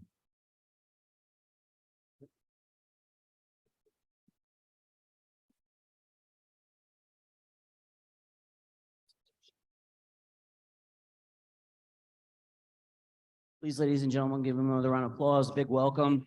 They're also local from Teaneck. And the floor is yours, Josh. Thank you, Mayor.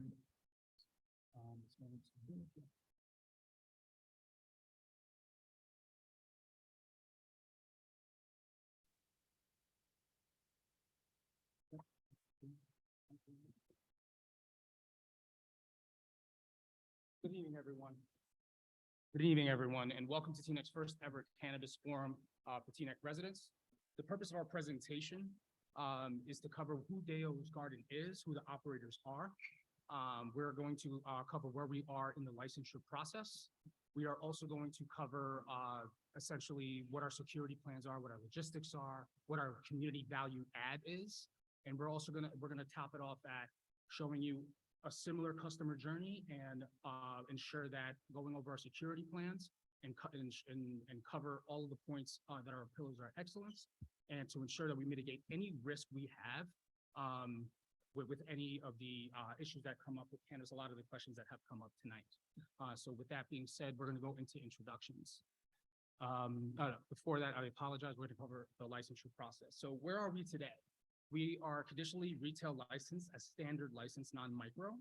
We are minority and social equity, and we are Teaneck residents. All of my partners are from Teaneck. We were raised here. I personally was a 36-year Teaneck resident. My mother still lives here. And what you're seeing on the right-hand side is a sample of what our dispensary would look like. Nothing like what a lot of the connotations are of what they think it is. This is actually a very professional and a very secure, safe environment. Who am I? My name is Joshua Perez. I'm the founder of Deo's Garden. Like I said, I am a 36-year Teaneck resident. I'm a Cuban and Filipino American. I hold the social equity status on the team. I attended Teaneck High School, and I actually won Summer League championships in this very room with my partner, Joey, under the tutelage of Curtis March. And yes, Tony, you trained us in our past. So yes, we come from a very deep culture here in Teaneck. My background, I have a 13-year career on Wall Street. I'm also an Airbnb entrepreneur in Miami Beach with my wife, Stephanie, who's here tonight. My expertise is in project management, economics, ops, and capital markets. So just to delve into my background a little bit, and the reason why this is extremely important, working on Wall Street is an extremely highly regulatory type of business. Working in interest rate derivatives and trading on those desks, we have to ensure, one, that we meet the current national retail regulation. And on top of that, if we trade internationally, we have to satisfy London clearinghouses, Japanese clearinghouses, and furthermore, LATAM clearinghouse. So it's a very difficult and intricate process when we conduct business. And the reason why I'm bringing this up is because this industry that we're entering right now is also highly regulated.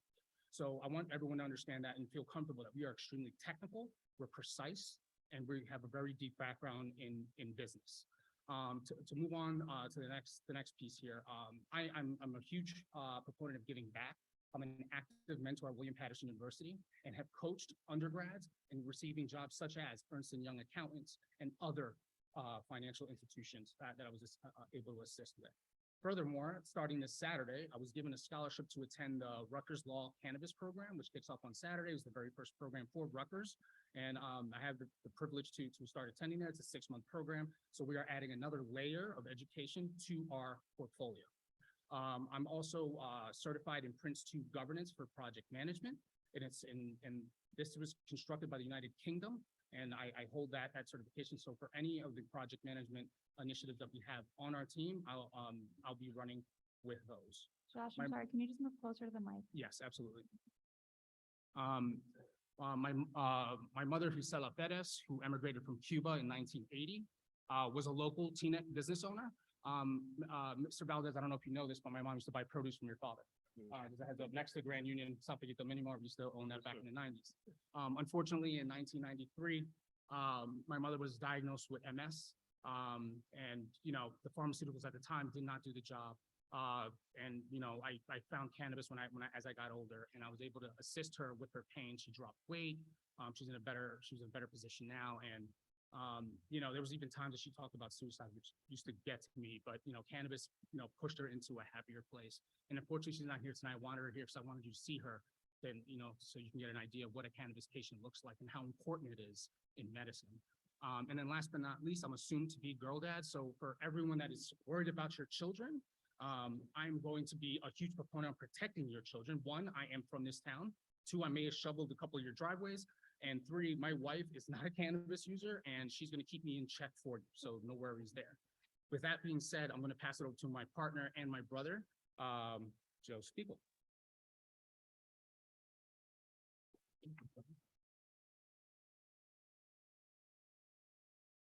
Thanks, Josh.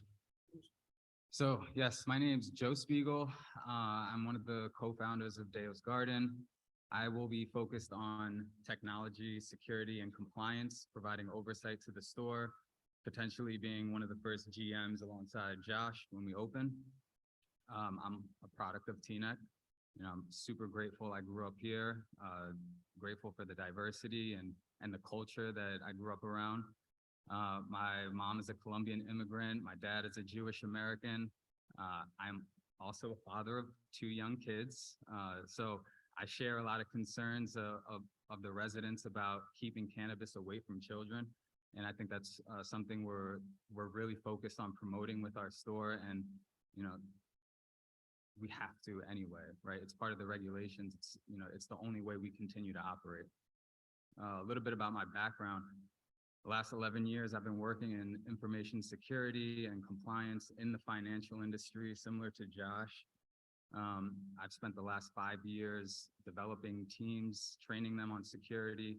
2018, I received my certified information security system security professional certification. Highly recognized security certification in the field. And I'm also a member of the Teaneck Municipal Alliance Against Substance Abuse, where I've only attended a few meetings because I was just added to the advisory board, but we are an advisory board to the council where we discuss and put together strategies to prevent substance abuse in the town. And like Josh mentioned, I'm also a former Teaneck athlete. Played a lot in this building, which brings back a lot of great memories. And yeah, I mean, for this forum, really just wanted to introduce ourselves, introduce myself, and really listen to the concerns of the community. I didn't come here thinking for this to be a debate as much as just us just sharing thoughts, getting feedback, and we'll listen, we'll take concerns and incorporate them back into our business plans because I think that's what a responsible business should do. So with that, pass it on to Jonah. Hi, everyone. My name is Jonah Smith. I also grew up here in Teaneck, played basketball. Mr. Swartz was one of my coaches. Kirk, his dad, played on the Stingrays. I went to Drew University where I majored in economics. I'll be responsible for the finance portion. Currently, I work in engineering. I've been recognized as, you know, top 30 under 30. Most importantly, I am a recent girl dad. So I have a beautiful 5-month-old daughter.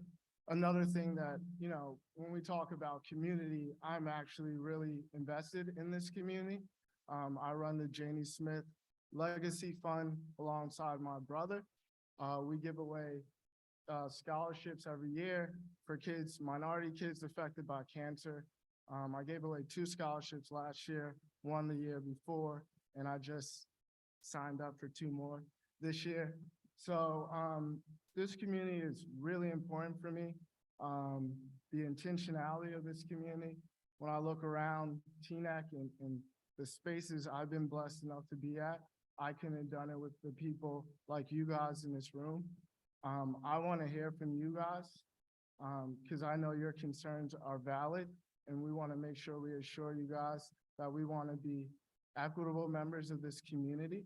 And I know this is something that my mom would encourage me to do to make sure that this dialogue was something that was fruitful for all of us. Thank you.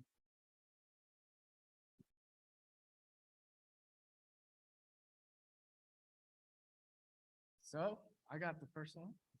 So community value, community engagement, things like this. This is one of the first things we agreed to do.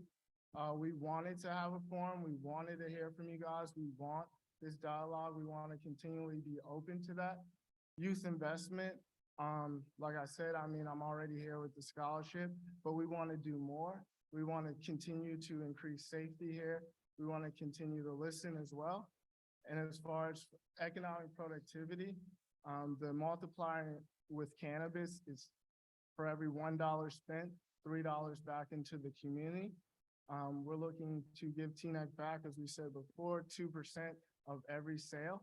We're looking not at a 1,500 square foot space, but a 2,500 square foot space. So we hope to return $1 million back into the town combined in 3 years. So we will continue to add value, and we're open to questions. And moving on to the presentation, we're going to talk a little bit about our dispensary. So first and foremost, like I mentioned earlier, if you look to the right, you're going to see what our dispensary is going to look like. It's going to have a luxury design, and it's going to have a modern feel. Deo, who is the Demeter, the goddess of agriculture, was a good way for us to pay homage to our mothers who took care of us. Customer service superiority is what is number one and is a pillar of excellence for us.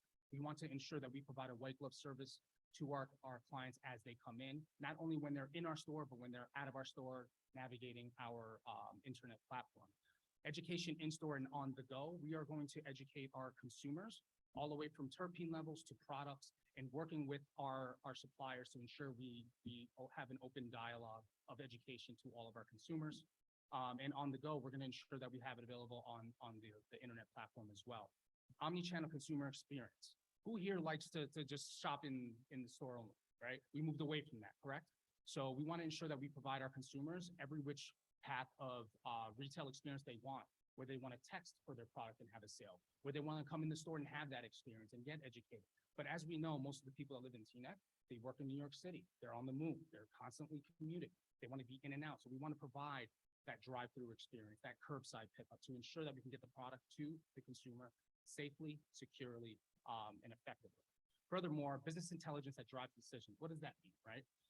We want to ensure we look at how our consumers are purchasing. We want to listen to their feedback. So we know that we provide the products that are desired by our consumers that are available on our shelves. And we want to ensure that business intelligence will drive our product and inventory strategy along with our cash control as well. Technology and innovation, that's something that we're going to be the strategy that Dale is going to be predominantly using is going to be an ambidexterity strategy. What does that mean? That means that we're going to be focusing a set of resources in our present while still looking in the future to ensure that we stay with the times and avoid inertia risk. And then furthermore, the cash control piece, because I kept hearing a little bit about that, we are going to set a threshold that we believe we should continuously work with our bank partner to pick up cash once it hits that threshold. We are working towards to understand what that number is and how that correlates to economic proven research that causes a potential crime issue. We will be looking into that. And then last but not least, I'm going to leave most of it for my partner Joe to speak to. We are going to be safe, secure, and delightful to our consumers. We don't want kids in our retail shop ever, and they can't get in.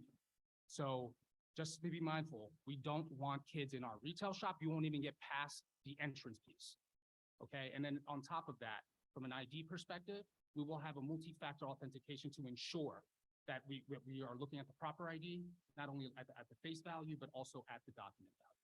With that being said, we're gonna go into what a sample floor plan looks like. What you're gonna see to the left is red. What you're gonna see to the right is yellow. The red is all back office procedural area. Everything in the yellow is where the consumer can have an experience within our retail shop.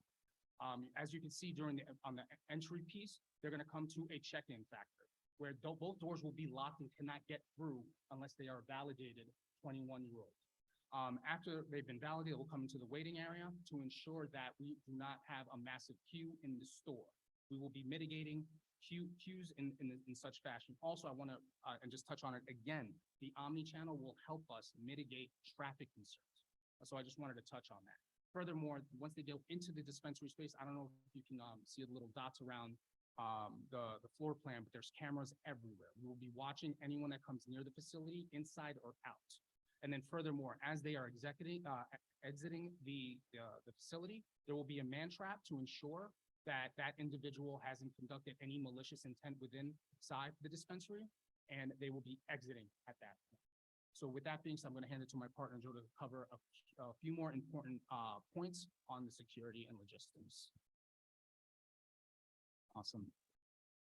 So yeah, obviously we wanted to leave time for the Q&A, so we didn't want to go too into detail about our security plan. But just to give a high level of what we plan on doing, also what we need to do to remain compliant. First and foremost, safety of our community is our top priority, right? And that means our employees, our neighbors, our customers, and the community that surrounds us, right? So some of the things you would typically see in a bank, that level of security is our strategy, right? So you'll see armed security guards at our store at all times, before we open and after we close.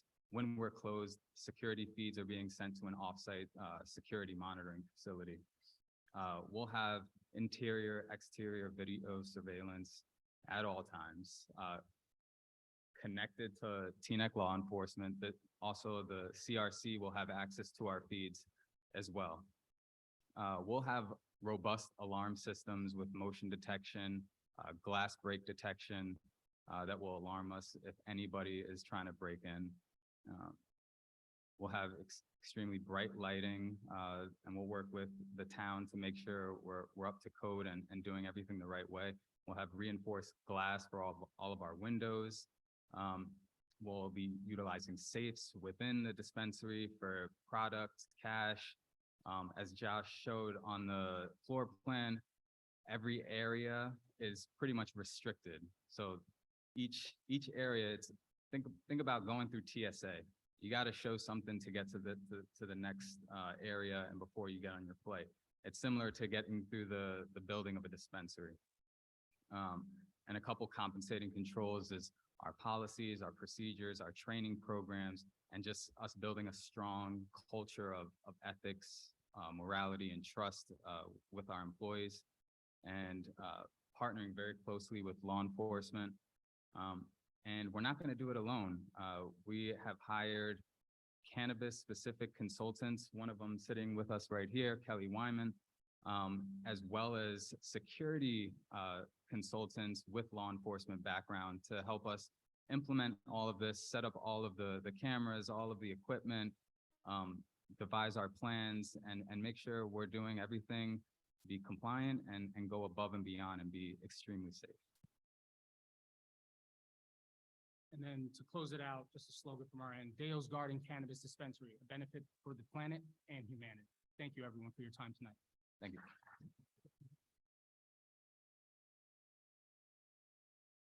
Thank you. Thank you, Dale's Garden, for sharing your vision with us. Ladies and gentlemen, please give them another round of applause. We have one last presentation, which should last about 10 minutes, and then we're going to go into questions and comments for the remainder of the town hall. Please welcome Galaxy Express. How are you? Hi, everybody. Just give me a minute to set up here.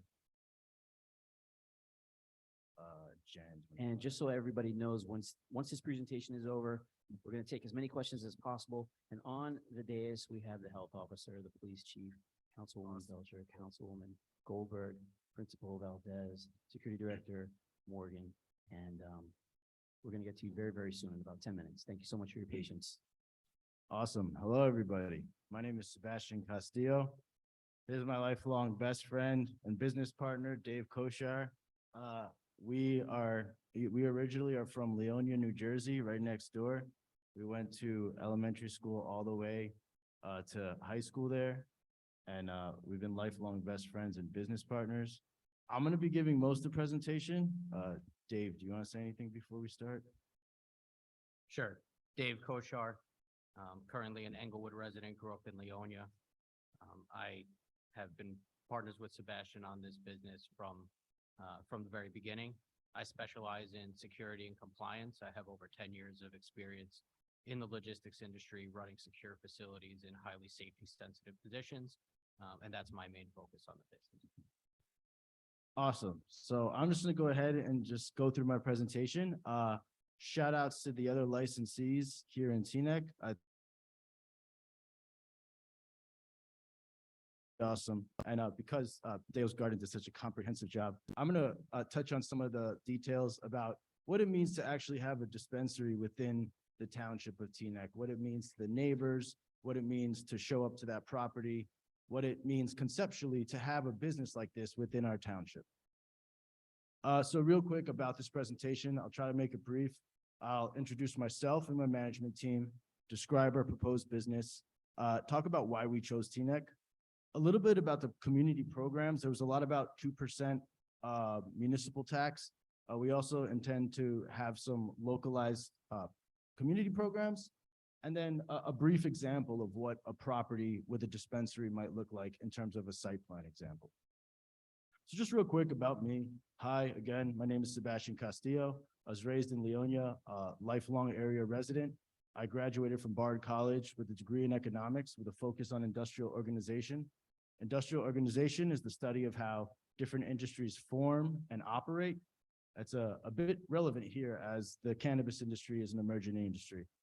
Professionally, I come from the New Jersey alcohol industry.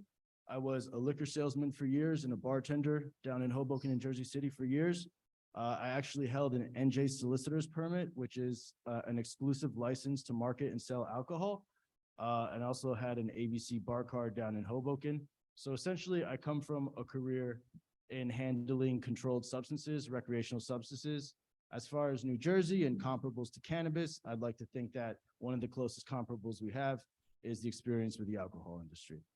In addition to my time in the alcohol industry, I'm a lifelong entrepreneur. I run 2 successful event companies, the most proud of which I am is Brooklyn Comic-Con. That's a large event that happens every summer with over 4,000 people taking place in Brooklyn. So when you take my experience building brands from the ground up, and you take my experience in a heavily regulated recreational substance industry, you come to a professional operator who ideally will be able to open up a cannabis dispensary successfully and safely. A little bit about my team, I'll be brief.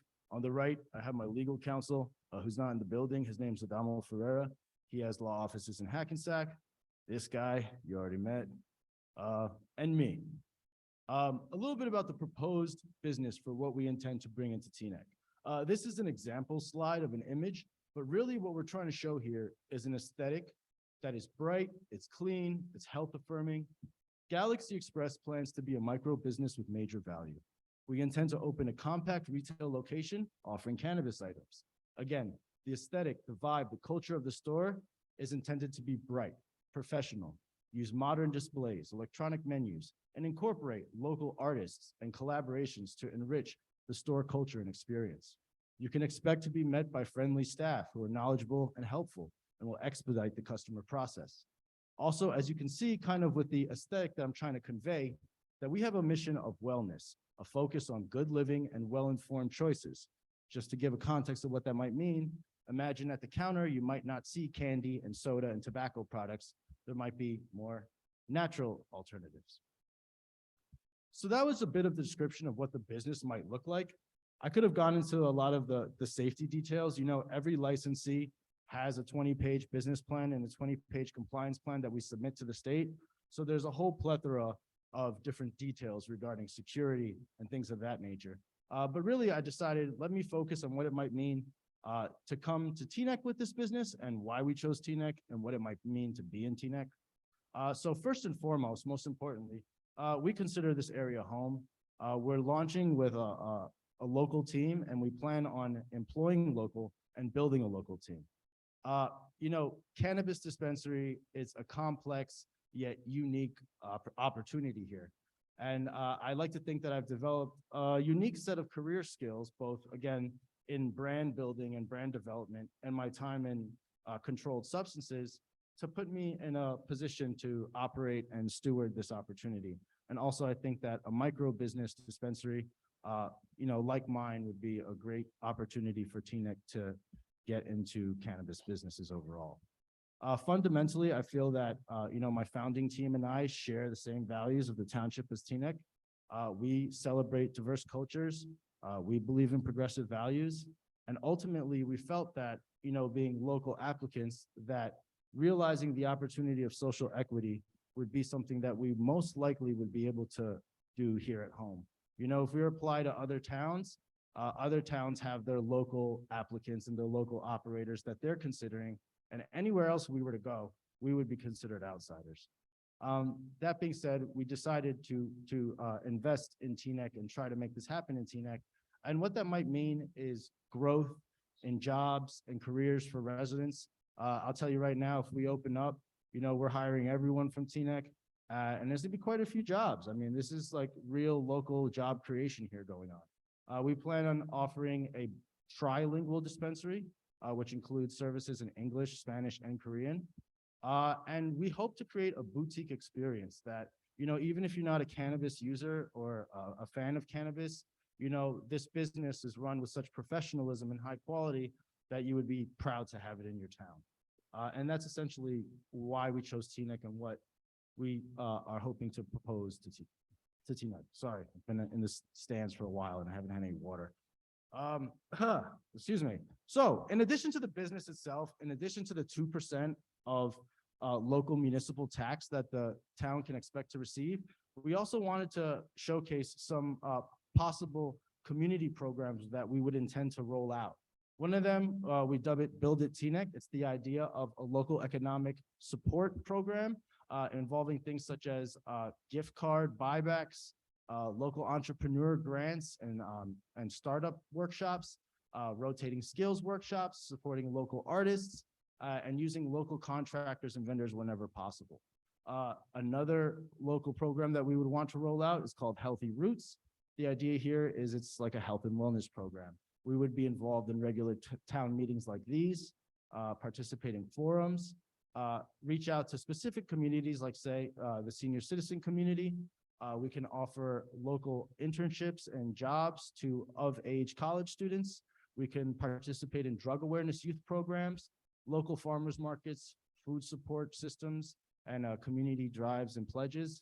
Just to give a sense that, we, and I say we, myself and the other local licensees, we're not outsiders. We're not multi-state operators.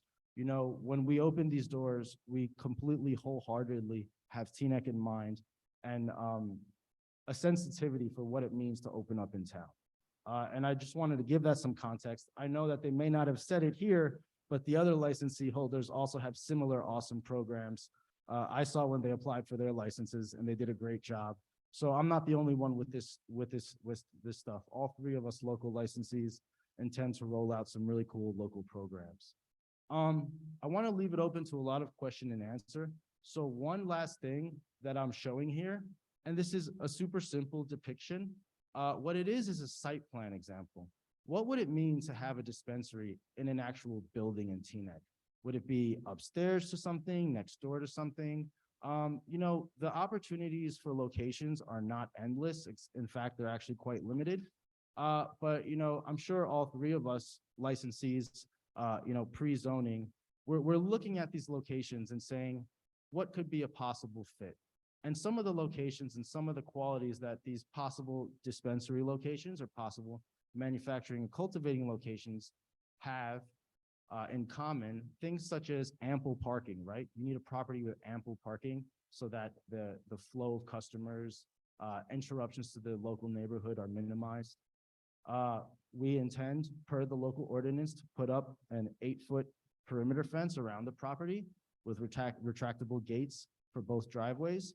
And as you can see here, there's a depiction of one-way vehicle traffic. The idea there that it would be staffed so that the flow would be optimal. There would be minimal interference and minimal issues, and that it would be staffed and efficient and safe the whole time. Essentially, that's kind of all that I have because I did want to keep it brief. Again, a lot of the fine details about security, odor mitigation, things like that, cashless versus cash payments. I'm sure those are things that all of us license holders can answer, and I want to leave the time to that. But again, just wanted to really contextualize everything by saying we are local applicants and we are local operators to be, and we'd love the opportunity. So really appreciate everyone's time and having this forum, and I yield the rest of my time. Thank you. Thank you, Galaxy Express. Thank you for sharing your vision with us. We have the room till 9 o'clock, so we're going to take as many questions and comments as possible for our panelists and the three businesses. Please don't be shy. Who would like to go first? Sir?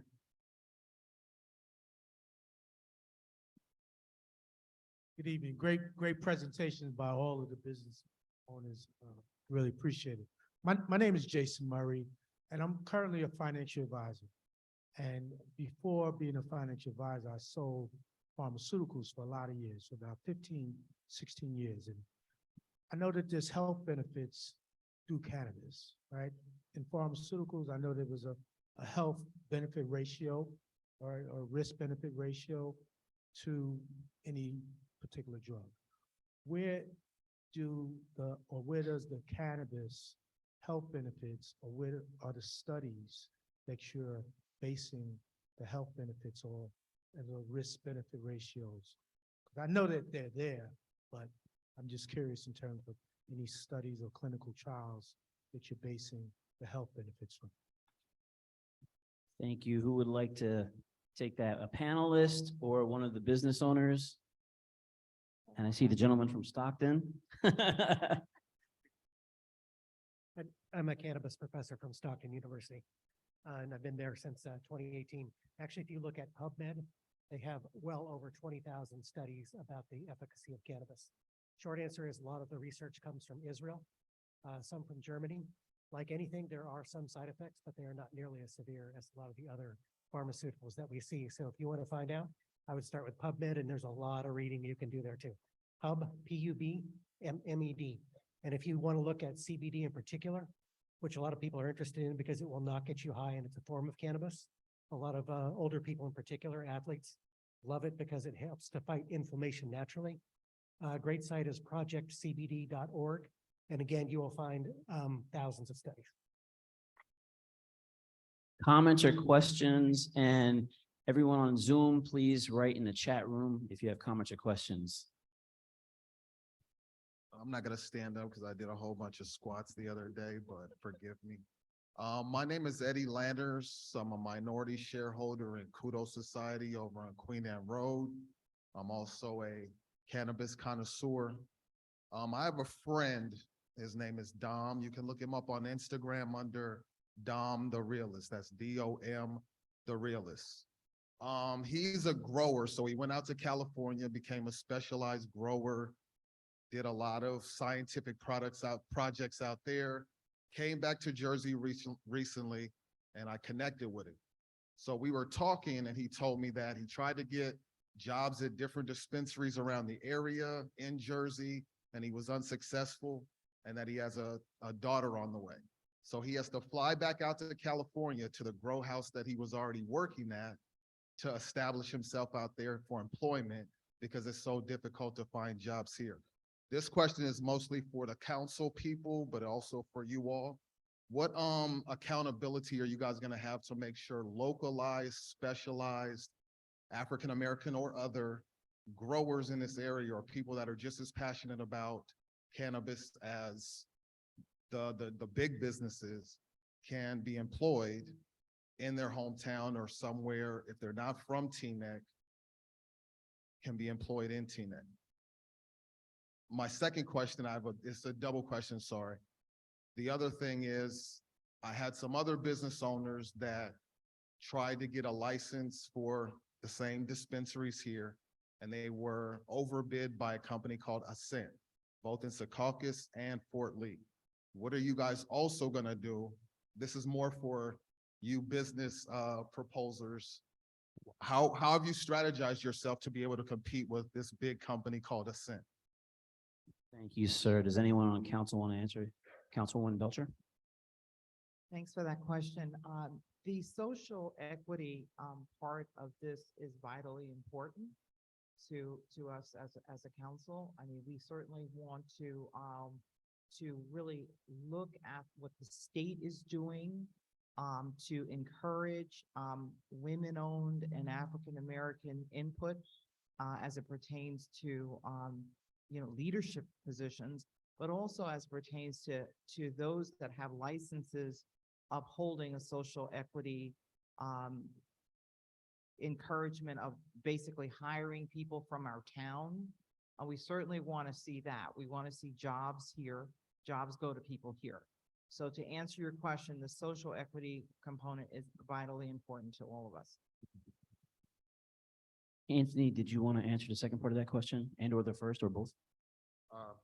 Maybe part of both, but as for some of the local, Teaneck residents who may, have cultivation experience or come from that, without a doubt, we will be looking to help train those candidates if they're above 21 and they want to come work for us. I think that's a big part, because being able to transition even from the black market to, the official market, that's an opportunity and a learning experience and the clout too. So they'll always have a place with us at Culture Craft. You questions or comments? Ma'am, in the back?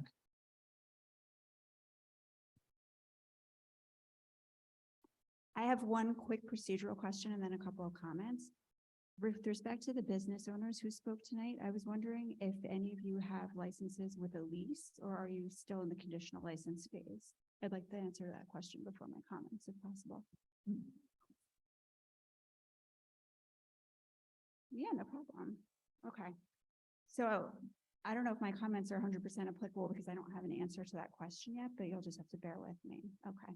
So the conditional license holders and others with a personal financial stake in cannabis will tell you that it should be sold in retail locations throughout our town. The American dream is the cornerstone of our national ethos, and it's each person's right to pursue the business opportunity that he or she dreams of. However, it is not the Teaneck Town Council's role to change zoning laws to make it easier for someone to open a particular type of business, especially one of this nature with tremendous antisocial potential. Instead, it is the Town Council's role to think of the welfare of our whole town and all its residents. You will hear from some of us tonight who are against the expansion of retail cannabis zoning and the granting of additional licenses. Those of us who hold this position have no personal financial stake in this, none. You might say hypothetically that there might be a property value argument, but it's quite hypothetical at this point. If the people here who are telling you that this is a good idea have a personal financial stake in this decision, that should tell you everything that you need to know. This is about personal profit and not the common good.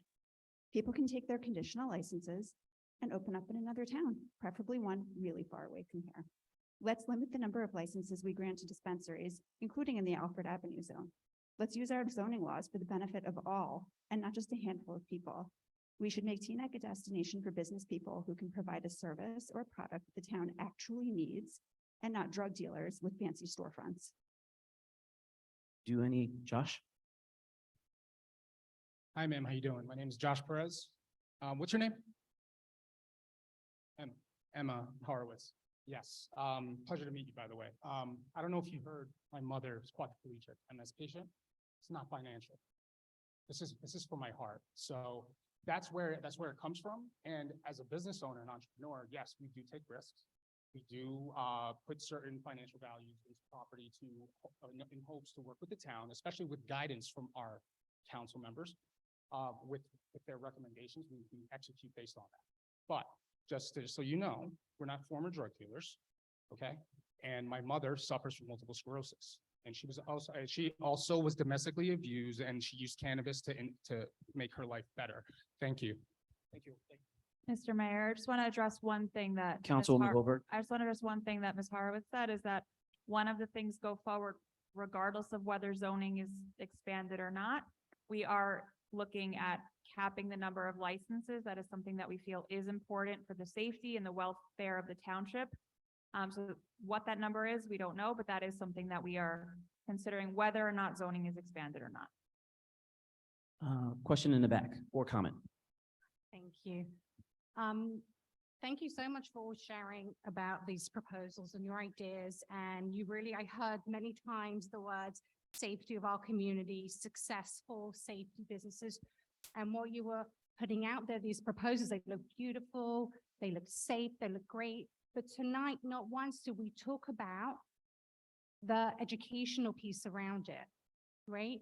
No one really talked about how does cannabis impact us? What are the side effects of cannabis? How does it impact our community? We asked the question a little bit, but no one represented the other side of things. Tonight, we heard about the potential proposals, what it will look like, but no one represented what happens when cannabis comes into our communities. How is that going to impact our children? How is that going to educate us, right? And so for us, it's really important that as the Teaneck board, that you show the other side of things, right? That you don't just put these wonderful proposals. You were very professional. I felt safe and good, but I also felt like, well, what are the side effects of cannabis, right? No one talked about that. No one said what it meant. No one talked about we talk about education, but what does education look like? How are we going to educate our children in these safe ways, right? And I feel like when we talk about the Teaneck school system, who came tonight and you delivered a message, my heart bled for you about what you're about to step into, right? What's that going to look like and how are we going to support the school system? Because even though we're saying we won't let anyone into our shops, if they're not 21, they have to prove ID, but there's people that buy these products and then they take it out of the shops and they sell it to our children. Our children are getting it from other people. And even though you might say no, but I've heard from myself, from children in our community here in Teaneck, tell us, I can't go get marijuana from someone, I can't buy my cannabis, but an adult over 21 years old is giving me these products. And so I think we have to think about that other side of it too, please. Thank you, ma'am. Does anyone on the panel or one of the owners want to address that? Anthony? And just a quick straw poll. Can you please raise your hand if you're opposed to cannabis? Can you please raise your hand if you support cannabis? Can you please raise your hand if you're undecided about cannabis? Okay. Huh? I was just asking quick straw poll. Who's for it? Who's against it? Who's undecided? But Anthony. Okay. So I'll just approach this from a cultivation manufacturing point of view. So, we're talking about adult use, right? 21 and over. There are always going to be people who are going to do things that they shouldn't do. From our side, we're hoping to do two things. First, opioids, right? Cannabis is an alternative and more recently becoming a substitute to help people avoid that opioid addiction. That's the first part. Second part, not too long ago, if you were on Route 4 in Teaneck and you stopped in the gas station, you could buy and purchase dirty weed. You don't know if it has bugs. You don't know if it's got pesticides. You don't know if it's laced with fentanyl. And that's happened in the state of New Jersey. What we can guarantee and promise is at least all of our stuff is tested. Test for purity, tested no pesticides, no heavy metals. We go through that process, right? We do everything we can to make sure it's safe. So at least like what we can guarantee, and I can tell you now is our promise, you'll never receive any untested or unsafe material from us. Can't oversee everybody, I'm not God, but we can tell you if some cannabis flower did happen again in the hands of somebody, it's not going to be tainted like the stuff that was out there. And that's a big deal for the people in this town to stay safe. Thank you, Anthony. I'm going side to side, but then I also have to take some questions from Zoom. Ms. Schwartz?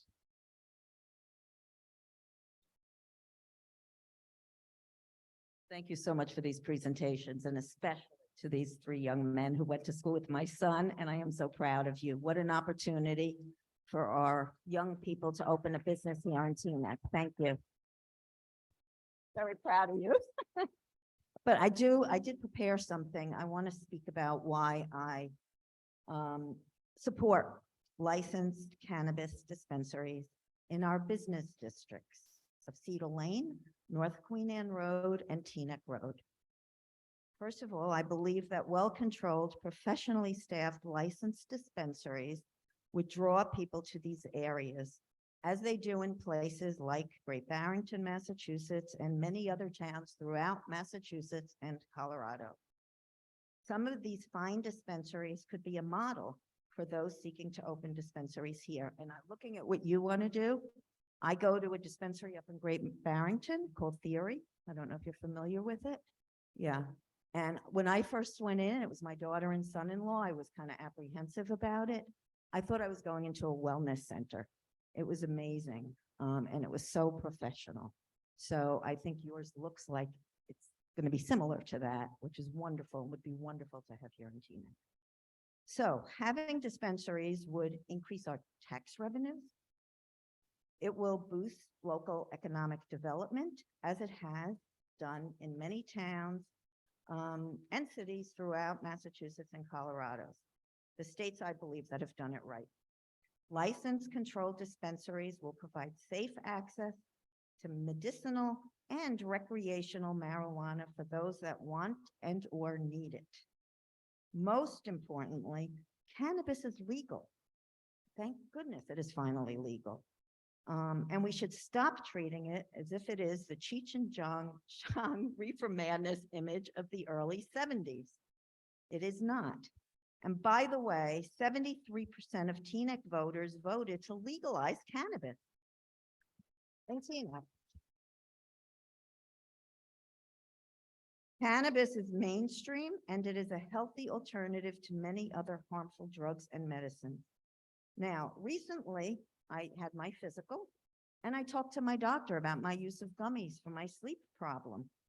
I have insomnia. I've tried many different things for sleep, and it is only the CBD gummies that has helped.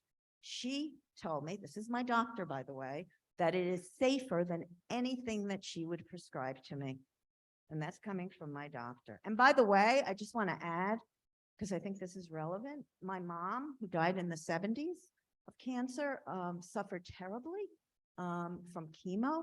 And at the time, we had heard, this is 1978, we had heard, my brother and I, that marijuana was really good for nausea and for chemo patients. And so we confronted her oncologist at, what was the hospital my mother was at? The Sloan Kettering. Sloan Kettering. This was her doctor at Sloan Kettering. We discussed this with him, and he said he could not condone it only because it was not legal. But if we could get it, by all means, because he said that many of his patients said that it helped. So we got it illegally, and it helped my mother. So I can empathize with you about your mom and MS and how much cannabis has helped. So I just wanted to add that. Just want to say cannabis is used by people of all ages and from all walks of life. It's used by professionals, by people who lead in the industry, by people who create art, and by people who seek to heal from such things as anxiety, depression, insomnia, nausea, and other physical and mental disorders. Just go to any fine dispensaries in Great Barrington, where they are well controlled, that have a beautiful ambiance similar to the wellness centers, with professionally trained counselors, and you will see overflowed parking lots and customers of all ages and backgrounds. How is this so different from going to a liquor store for your fine wine or scotch? Except perhaps that I believe cannabis is safer. So I am a strong advocate, and thank you to the presenters who want to open a fine dispensary here in Teaneck. Question from the other side of the room. Sorry, I'm going that side, this side, that side, this side. Anyone on this side? Sir. I just wanted to say that bringing dispensaries will not increase the drug problem, I feel. I've been a smoker since 14. I first started in 9th grade at a private Jewish school where I purchased it from the college kids. There was a regular person. I would say by having dispensaries here, why would I want to go to another town to purchase? Sorry, Shine. I would rather have the tax money go to Teaneck, for being a Teaneck resident, and hopefully help my ratables. Thank you, sir. In the front over here. The two of you wanted to, okay. Yes, hello, my name is Shelley Blake. I'm a practicing pharmacist. I have my license in both New Jersey and Pennsylvania. I work at a medical marijuana dispensary down in Pennsylvania over 4 years. We treat 23 disease states, medical people right here in front of you, another pharmacist, a nurse here in New York City and also out in Pennsylvania. What I wanted to express is that it's a very new place to come to, and I know it's a lot of apprehension, but I treat 23 disease states, and one of the disease states that is very near and dear to me is sickle cell. I work in a pharmacy, both retail, national chains.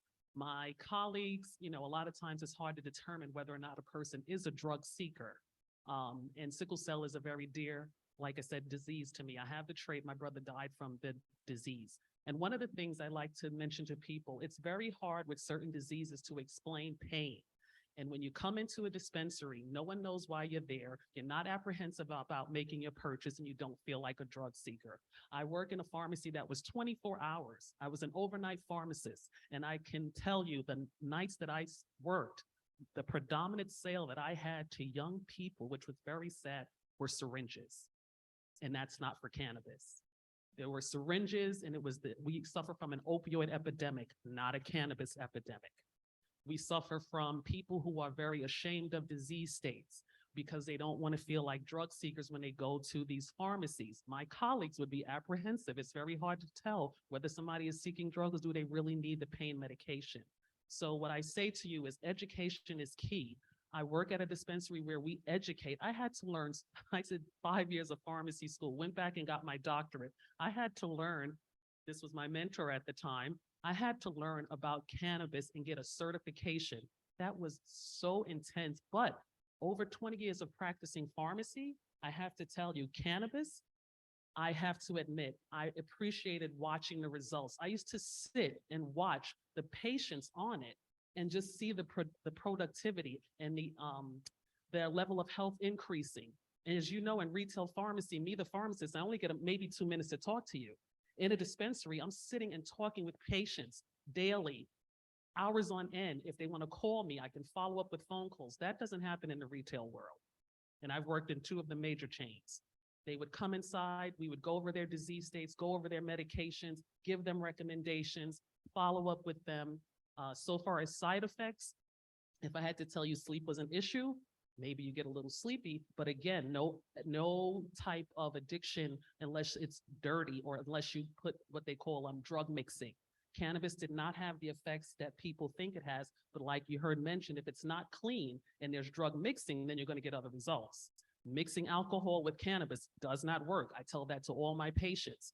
Doing anything in those matters are going to increase the negative sides of it. Elderly are predominantly the people I see in Pennsylvania because it's a medical state, can't sleep.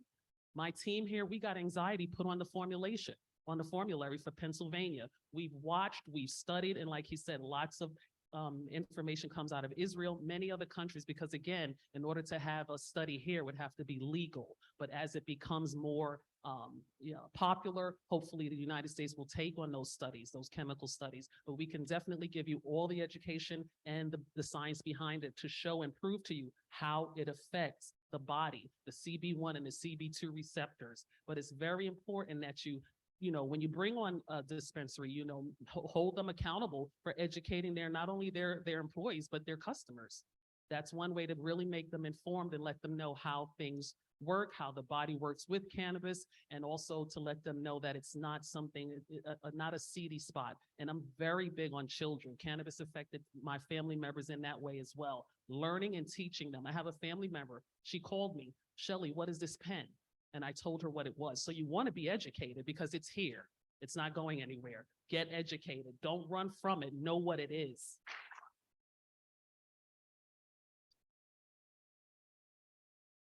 Sebastian? Yeah, cool. I just wanted to thank you for, illuminating that, and also to just speak on the aspect of education previously. I think the gentleman from the Board of Ed mentioned before, these are new conversations, but what do you tell to high school age students about legal cannabis, right? How do you have those conversations that have never been had before in history? How do you have, education sessions as a retailer when education in the retail environment was few and far between or not so necessary? And I think that what we're doing here now, right, as a community, these collective conversations, these collective questions, collective Q&As is at the very best that we can do, given the circumstances. And I think that, the best is yet to come, but it's all new terrain, and going about it this way, I think, is probably the best solution we have. Thank you, Sebastian. The lady in the back.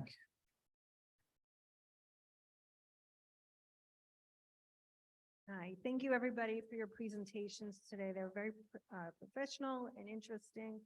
And, cannabis is now legal in the state of New Jersey. So I think it's incumbent on our town council to figure out how to responsibly roll it out in Teaneck, representative of the entire community. I don't think a concern is the safe use of marijuana, like the woman said. Adults who are responsible, medical marijuana, those are all very important. You can't argue with that.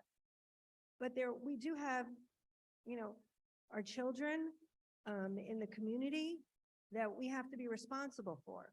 So I think that's really what the concern is. Not the people who are going to use it legally, not the people who are going to use it responsibly.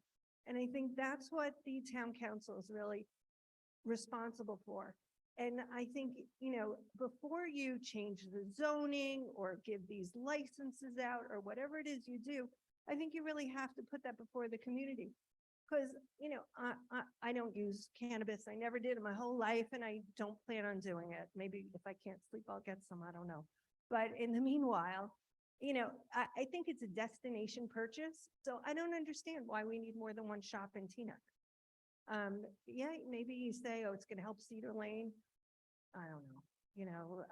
I think you have to be I think it's really the responsibility of the town council to listen to every comment in this room and really roll it out carefully. So that's really what my concern is.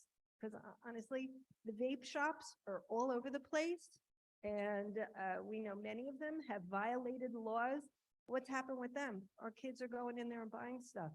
What's happened with those? They're still open. So, that's a huge concern. I don't really want to get into a debate here. That's not the purpose of it. The purpose is to talk to the council and everybody listen to each other respectfully.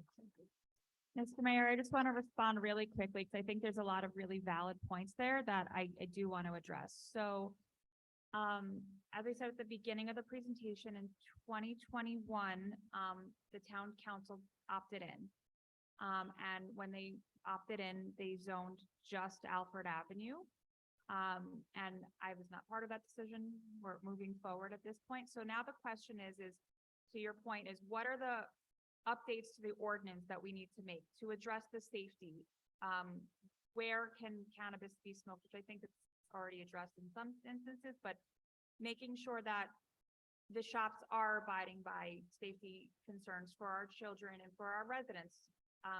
And the zoning may be expanded, may not work. We're not there yet. Right now, this is community input. There is a survey with over 600 responses so far, and we're keeping that survey open till February 1st. We're really encouraging people to take that survey. As far as, the other, we want to make sure that there's a transparent process, that there is an application. So the license holders that you saw today were approved by the prior council. So they are approved. They have a lease, they don't have a lease, but they are approved already. So now it's the process go forward. And we want to take in all of these critical feedback so that we can update the ordinance accordingly, so that we have a process go forward, whether or not it expands or not. Because whether or not it expands or not, it's still here. It's on Alfred Avenue, and we want to make sure that the safety and the process is fully addressed, which is part of this conversation as well. So everything that you said is 100% accurate, and we are listening. And I do want you to know that we are listening, and it's very valid. Ma'am? Can I say something quickly? Oh, yeah, sure. I just, Pedro Valdez, principal of Teaneck High School. First of all, I would like to commend all the products of Teaneck High School that we put out here. Obviously, we're doing a great thing in the community, so salute to that. Education, and keep on hearing in education. We do have a curriculum, we do have presentations, we do have a partnership that we provide to the students. Not only that have experienced or experimented with whatever, but there is a curriculum in place. I just grabbed the mic because I need to say that the education starts at home. And that partnership with the home is key. It's here, it's in Teaneck. We deal with it on a regular basis. So at the same time, my outreach is only go so far. Your outreach, what's going on in the home, is crucial to the success that we have within that building. So, it's not a matter of pointing finger. I think it's a partnership not only with the community, with the school, with law enforcement to ensure that whatever policies and procedures we put in place are enforced. The dispensaries are held to the standard that we need, that we've agreed to as a town council, as a community, and our students, our young ones are educated, and whatever consequences are levied are not from the school. That conversation needs to start in the home. Your personal view of what you feel it is, they're all under 21. We can do whatever consequences we would want within the building, but I knew if I came home at that time under the influence of whatever it was, and many of you had my father as a teacher, there was a problem. So again, you have my father. So again, my experience and my education started at home. So make sure that message is relayed to whatever your stance is now. It is here, and we deal with it on a daily basis, and the school as a whole is doing what we can, but we need that partnership, and we can have these open dialogues to make sure that our students are supported. So thank you. Thank you, Mr. Valdez. Ma'am? Hi, my name is Chava Brachandel. I am a mother of three. I'm originally from South Africa. I moved to America 25 years ago. Been living in this wonderful New Milford Teaneck community. I'm right on the border. I started out smoking recreationally because when I started smoking, there was no medical. I have something called systemic vomiting. I cannot hold down food or water. I went through many medical doctors, specialists, procedures, fun stuff like that, until a friend said, try marijuana. And I said, no, that's drugs. And she literally, and then she said, well, here's a little bit of education. I tried it, and for the first time, I was able to actually eat. Years passed, and I had my first child, my second child, my third child, who are now teenagers. I hear every one of your concerns. I really, truly do. I have kids who are asking me these questions. I too have a medical marijuana dispensary in Secaucus with my husband. So I really do get both sides. I'm a mom of teenagers. I'm a user. It was recreational. Thank God it's now medical, which was a huge relief to me. And I'm dealing now with teenagers who will come home and tell me, Ma, a friend of mine, like you mentioned, bought marijuana on the gas station, and I'm scared for them because I know that it's not healthy. I know that it's not clean. Kids are dealing with all kinds of drugs. They really are. From Adderall in schools, I'm sure people can attest, to heroin, to opioids, to just everything. And if we have, I'm not advocating children should smoke. Please make that clear. My children do not smoke. I come from the same culture as you. They come home stoned. They will get, a piece of my mind that it's the same as alcohol, right? If they come home drunk, if they come home late after curfew, these are things that have to come from us as parents. Our education, regardless if you believe marijuana is good or bad, it comes from where we teach them at home and then as a community as a whole. If you consider us drug dealers and you teach our children that we are drug dealers, then you're only re-stigmatizing what is already here and legal.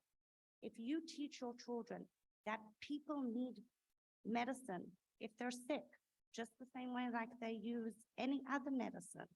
And if you're healthy, you don't use it, right? It's the same concept, but that has to come from us. And education in every single dispensary. I've been in this industry 10 years now, over 10 years, over 10 years now. Every single industry, every single person, dispensary, leader, non-leader, membership, all people want is to educate. Because we're not pushing for you to use it. We're just pushing for you to see that there are benefits, that there are people that do need to use it, and there are safe ways to use it. Ms. Hussein? Thank you. Just talking as a concerned parent, just want to talk to Mr. Valdez. Just wanted to know, has there been an increase in student drug usage in the past few years? Just because I think we all understand that there is medical marijuana. There's a lot of benefit to it health-wise. The only concern we have is for our students, our kids. So, Mr. Valdez, has there been an increase in the use of, drugs? I know there's an increase in vape and stuff like that. And Vaping is our number one problem. Vaping. And we can't, as a school, we can't determine what is in that vape. But they are buying it, getting it, they have it. So vaping and those conversations had at home is where that partnership has to happen. But vaping is our number one problem. Just want to add to that really quick. The school district has policies and procedures in place. The challenge for us is the evolving market that cannabis brings to us. I think Mr. Campbell made a statement about some of the things that we're creating, the industry isn't even catching up to yet. And that's one of our challenges. We do have policies in place and we're doing a really good job at dealing with what we have on the table. And again, our challenge is how it evolves and how fast it evolves. I just wanted to kind of piggyback on some of the points that have been made from both ends of the table this evening. I think one of the things I'm going to avoid doing just in my following statement is maybe placating about some of the medical and medicinal and health benefits. Because when it's all said and done, the council has stated, and as business owners, we understand that cannabis is not only legal in the state of New Jersey, it's been opted in for in Teaneck. So we stand here as business owners and representatives looking to you as the community to help us understand how we coexist and how we can cooperate with one another to ensure that those safeties and those protections that you have concerns about are held at the highest standard. Because at the end of the day, these conversations that are existing here and the comments that are being made and the statements that are being made, they all hold water. No one's sitting here saying that both sides of the table don't have valid points that are being made. Your point, Emma, I believe was your name, about this not being a medicinal conversation. Absolutely. Is it a capitalistic conversation? Of course, we're sitting in a room in a capitalistic society. That's a sort of, in some aspects, a mildly redundant point to make because we're all here looking to grow and expand in the society that we exist in, whether it be economically, socially, community-based, and so on. The last point that I want to make, regardless of what people's backgrounds are, for example, I come from a family, similarly to some of the explanations here, Navy background family on my father's side. My mother was in pharmaceuticals for 25 years and now works in energy. So I did not grow up being given license to think that cannabis is something that was acceptable in my upbringing. As an adult who has critical thinking skills and an ability to ascertain and make decisions for myself, which thank God was brought up by amazing parents and amazing family structures that instilled those skills and those abilities into me. I think that that conversation about where those positive benefits and where we choose to take those entry points as businesses and as entrepreneurs and as individuals as well is what we're really here to talk about today. And the point about the community engagement for us is this isn't a conversation about whether cannabis is acceptable or not, because cannabis has already been accepted by the majority of your population and the majority of your community. Now, we want to heed your concerns. We want to be able to establish mechanisms and put processes in place that maximize those safety components and the needs that you are expressing as community members, which are completely valid. But that's true with any business. And just because you may not like legal cannabis, whether legal cannabis is here or not, the concerns you make about your children having access to it will exist whether that's true or not.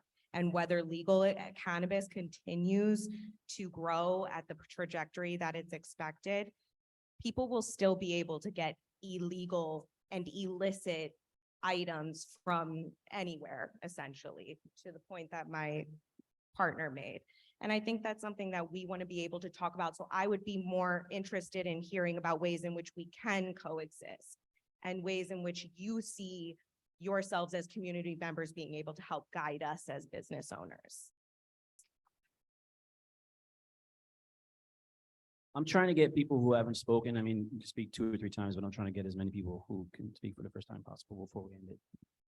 Hi, I just want to echo some of the statements that were just made, that cannabis is in your community. Your ability to regulate cannabis, to put more rules, regulations, your ability to make sure cannabis regulated in your community works the way you want is what we're talking about.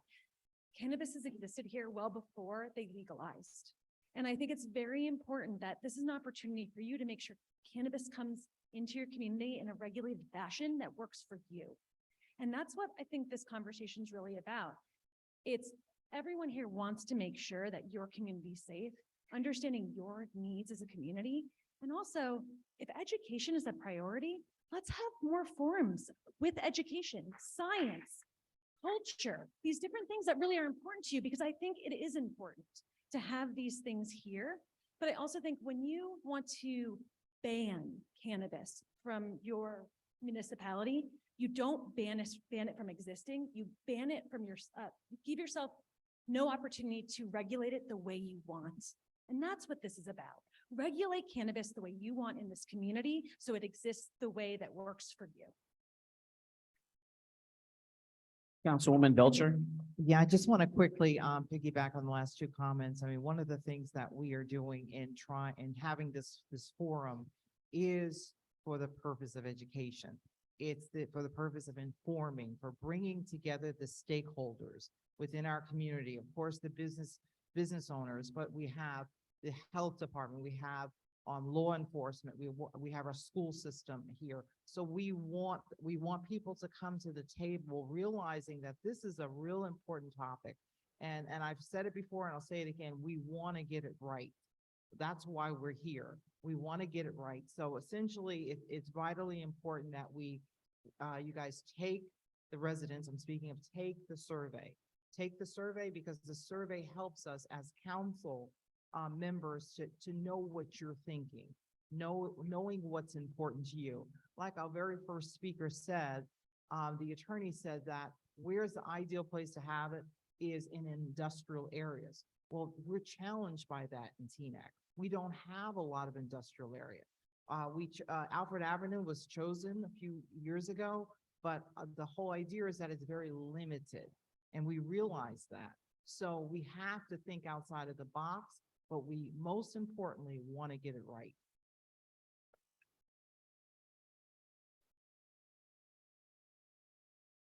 Thank you. Good evening. My name is Maxine Angel.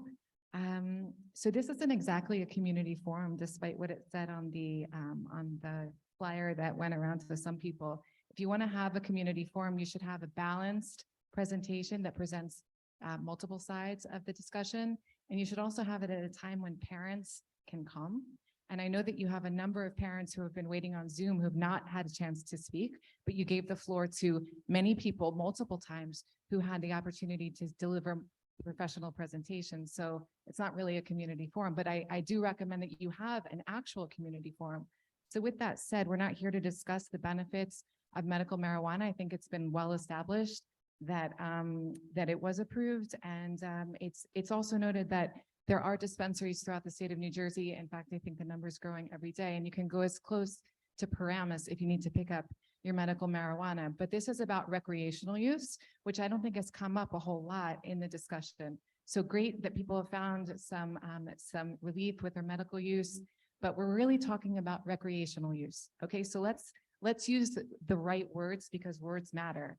And I'm actually shocked that the people, here, let me just get this right. I'm wondering why anyone would trust the system that waged the war on drugs to repackage the existing problem and present it as a solution in the name of equity. Here in Teaneck, we should invest in what works to increase social mobility, which is family support, education, and job training. We should make our town a business-friendly environment for everyone. We should have schools that are the best, and we should hold people accountable who are happy with the mediocrity or worse in our school system. Our town's kids, our town's elderly, our town's people deserve better.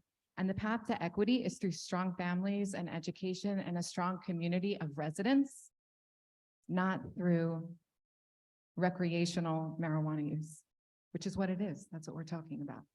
Okay, so while it would be convenient to say that legalization of marijuana is a panacea for all of the legislative ills of the past, the ACLU itself admits that racial disparities in arrests persist even in states that legalized or decriminalized marijuana. And they even increased in states like Maine and Massachusetts after legalization. So I'd like a response to that. Maybe the professor has something on that one. Love to hear from you. And the CDC defines cannabis use disorder as being unable to stop using cannabis, even though it's causing social and health problems. Studies have found that 3 out of 10 people who use marijuana will develop cannabis use disorder. The people most at risk for cannabis use disorder are, according to a study published by the Journal of Psychiatric Research, minorities, particularly minority adolescents. So I know that's not the customer of the dispensaries, but those are the people most at risk, and nobody has addressed that. So I really want to hear. And there are so many things we as a town can do with a stroke of a pen tonight or tomorrow morning. We can make this very difficult business environment in New Jersey. We are scraping the bottom of the barrel. We're the last in the nation for the business environment. We could do so many other things to make it a business-friendly environment for all our residents, so we don't need to lose our ice cream shop. So thank you so much, and we'll continue the conversation. Thank you, Maxine. Does anyone on the panel want to answer? No? Ma'am?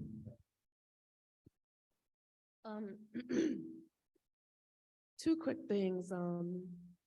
It's funny you say it's not a community forum. Maybe it's hard to believe that educated, professional cannabis connoisseurs come from this community, but last time I checked, the people who are opening these businesses right here in this building are this community. Secondly, you also say that you want to keep Teaneck a business-friendly environment for all. Let's talk about all, because Teaneck was only integrated less than 60 years ago.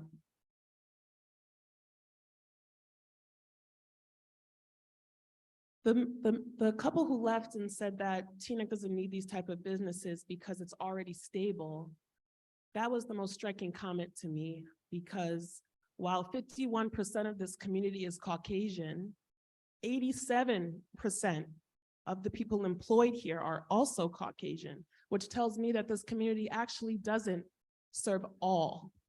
So anyone who's against opportunities for an underserved, disenfranchised class of people, that sounds like something a little further deeply rooted than something against cannabis, but that's none of my business. What I will say as a mother, an artist, an advocate for visual representation of minorities in my own craft, I would like my child to grow up in an environment where equal opportunity is honored. I want her to grow up in a place where she's not going to be stigmatized. And I actually love the stigma because it forces us to be very transparent. we're not presenting feelings. We're not presenting negative banter. The people who sat up there presented cold, hard facts, and that might have been hard for you to hear, but it was the truth. So I appreciate everyone who came here and spoke about how this can truly benefit this community, not just those who claim that they are here to protect the whole of this community, but those who are really still fighting a fight to level the playing field in ways that we've been disenfranchised personally as a minority and a Black woman. And I'm excited to see the opportunities that it can present for us. Thank you.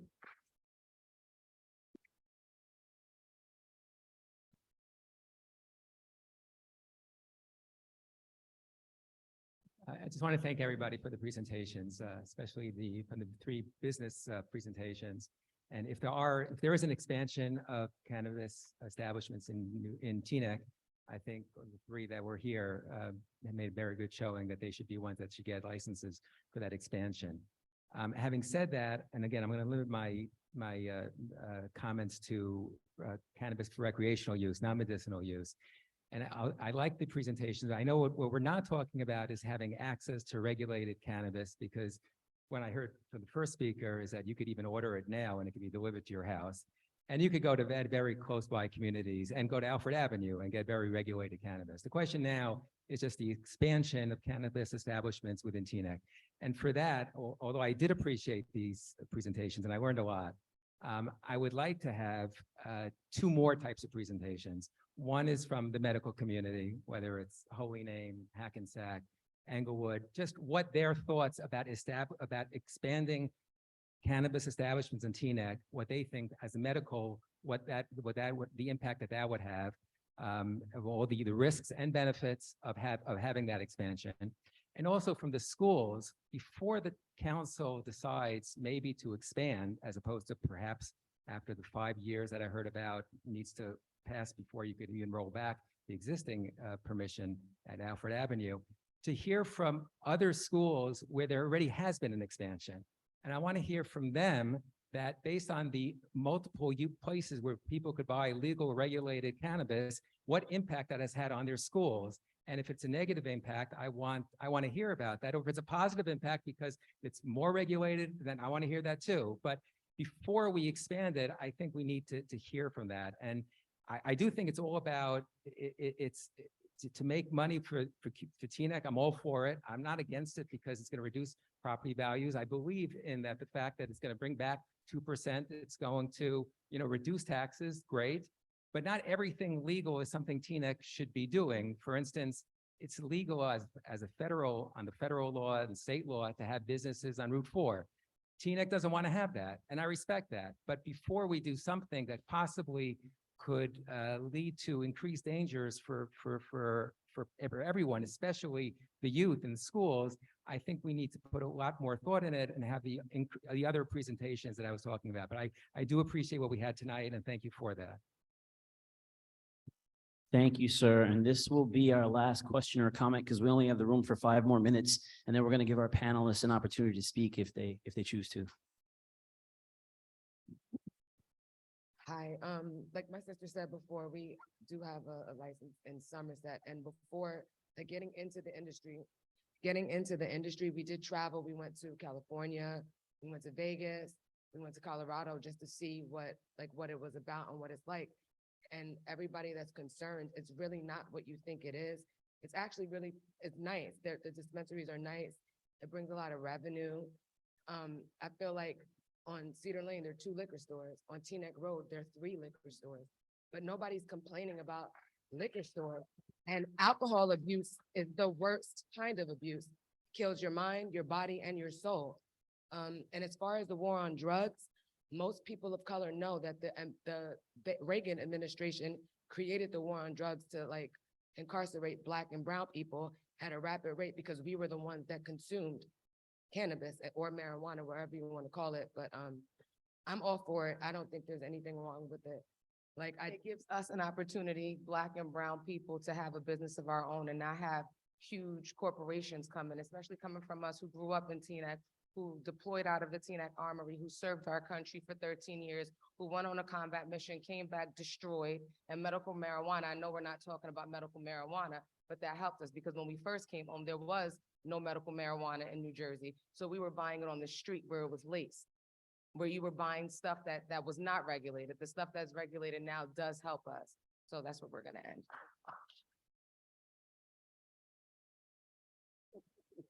Does anyone on the panel want to say anything? Because we have to leave this room in just about 2 minutes, Councilwoman. I think there was a question for the health officer and the police Oh, officer. okay, one last one, and then if anyone wants to say anything, from, who is it coming from? I think it was Mr. Stone. Mr. Song? And just so everybody knows, most of the questions that were popping up in the chat were from an anonymous source, so that's why I didn't grab a bunch of them. Again, I just want to welcome our new health officer, our brand new police chief. We really haven't heard from either of you.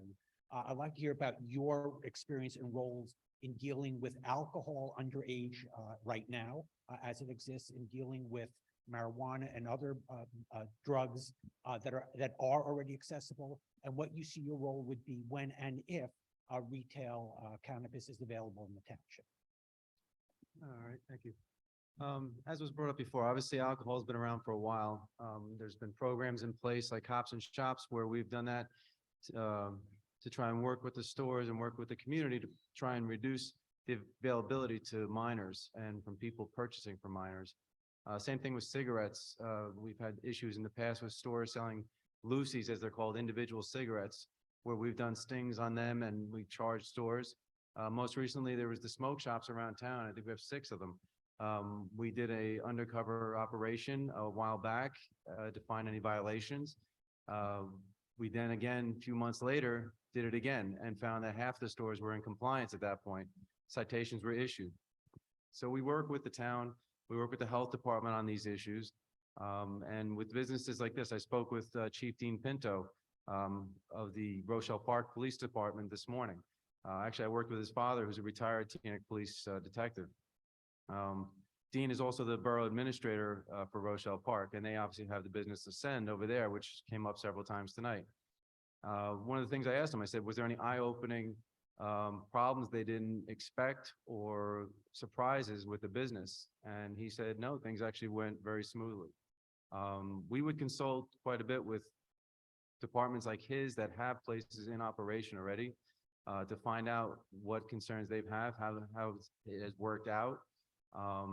As the attorney mentioned in the beginning of this, opening day, just like the burger place down in Hasbrook Heights on Route 17, when they opened up and had traffic backed out onto the highway and they had accidents, the police department got involved and helped them until they could figure out the traffic patterns. We would work with the businesses here to figure out what security measures are in place, what we would need to do to ensure the safety of the community and their operations. And also traffic studies would be conducted prior to ensure that traffic flow is not going to be affected by such operations. And again, through the place in Rochelle Park, I know that they have private security, they have police officers working there, different measures that they've taken to help make sure that everything is safe. He expressed to me that there hasn't been an uptick in crime with the location being open. I think it was April of last year, if I'm not mistaken, that everything was legalized. They've had, just like any other business, maybe a counterfeit bill gets passed here or there, someone's cell phone gets picked up off a counter, just like we deal with in any business. So, again, we would look elsewhere to see what experiences people have. We would work with the businesses, and I like to listen to the concerns that the public have about concerns that we could maybe address in our capacity and work with the school as well to address anything that they see as an uptick. So as the principal mentioned, Principal Valdez, that they're dealing with a vape issue right there. And we have an SRO working in the school with them to try and help address these issues. Yes, sir.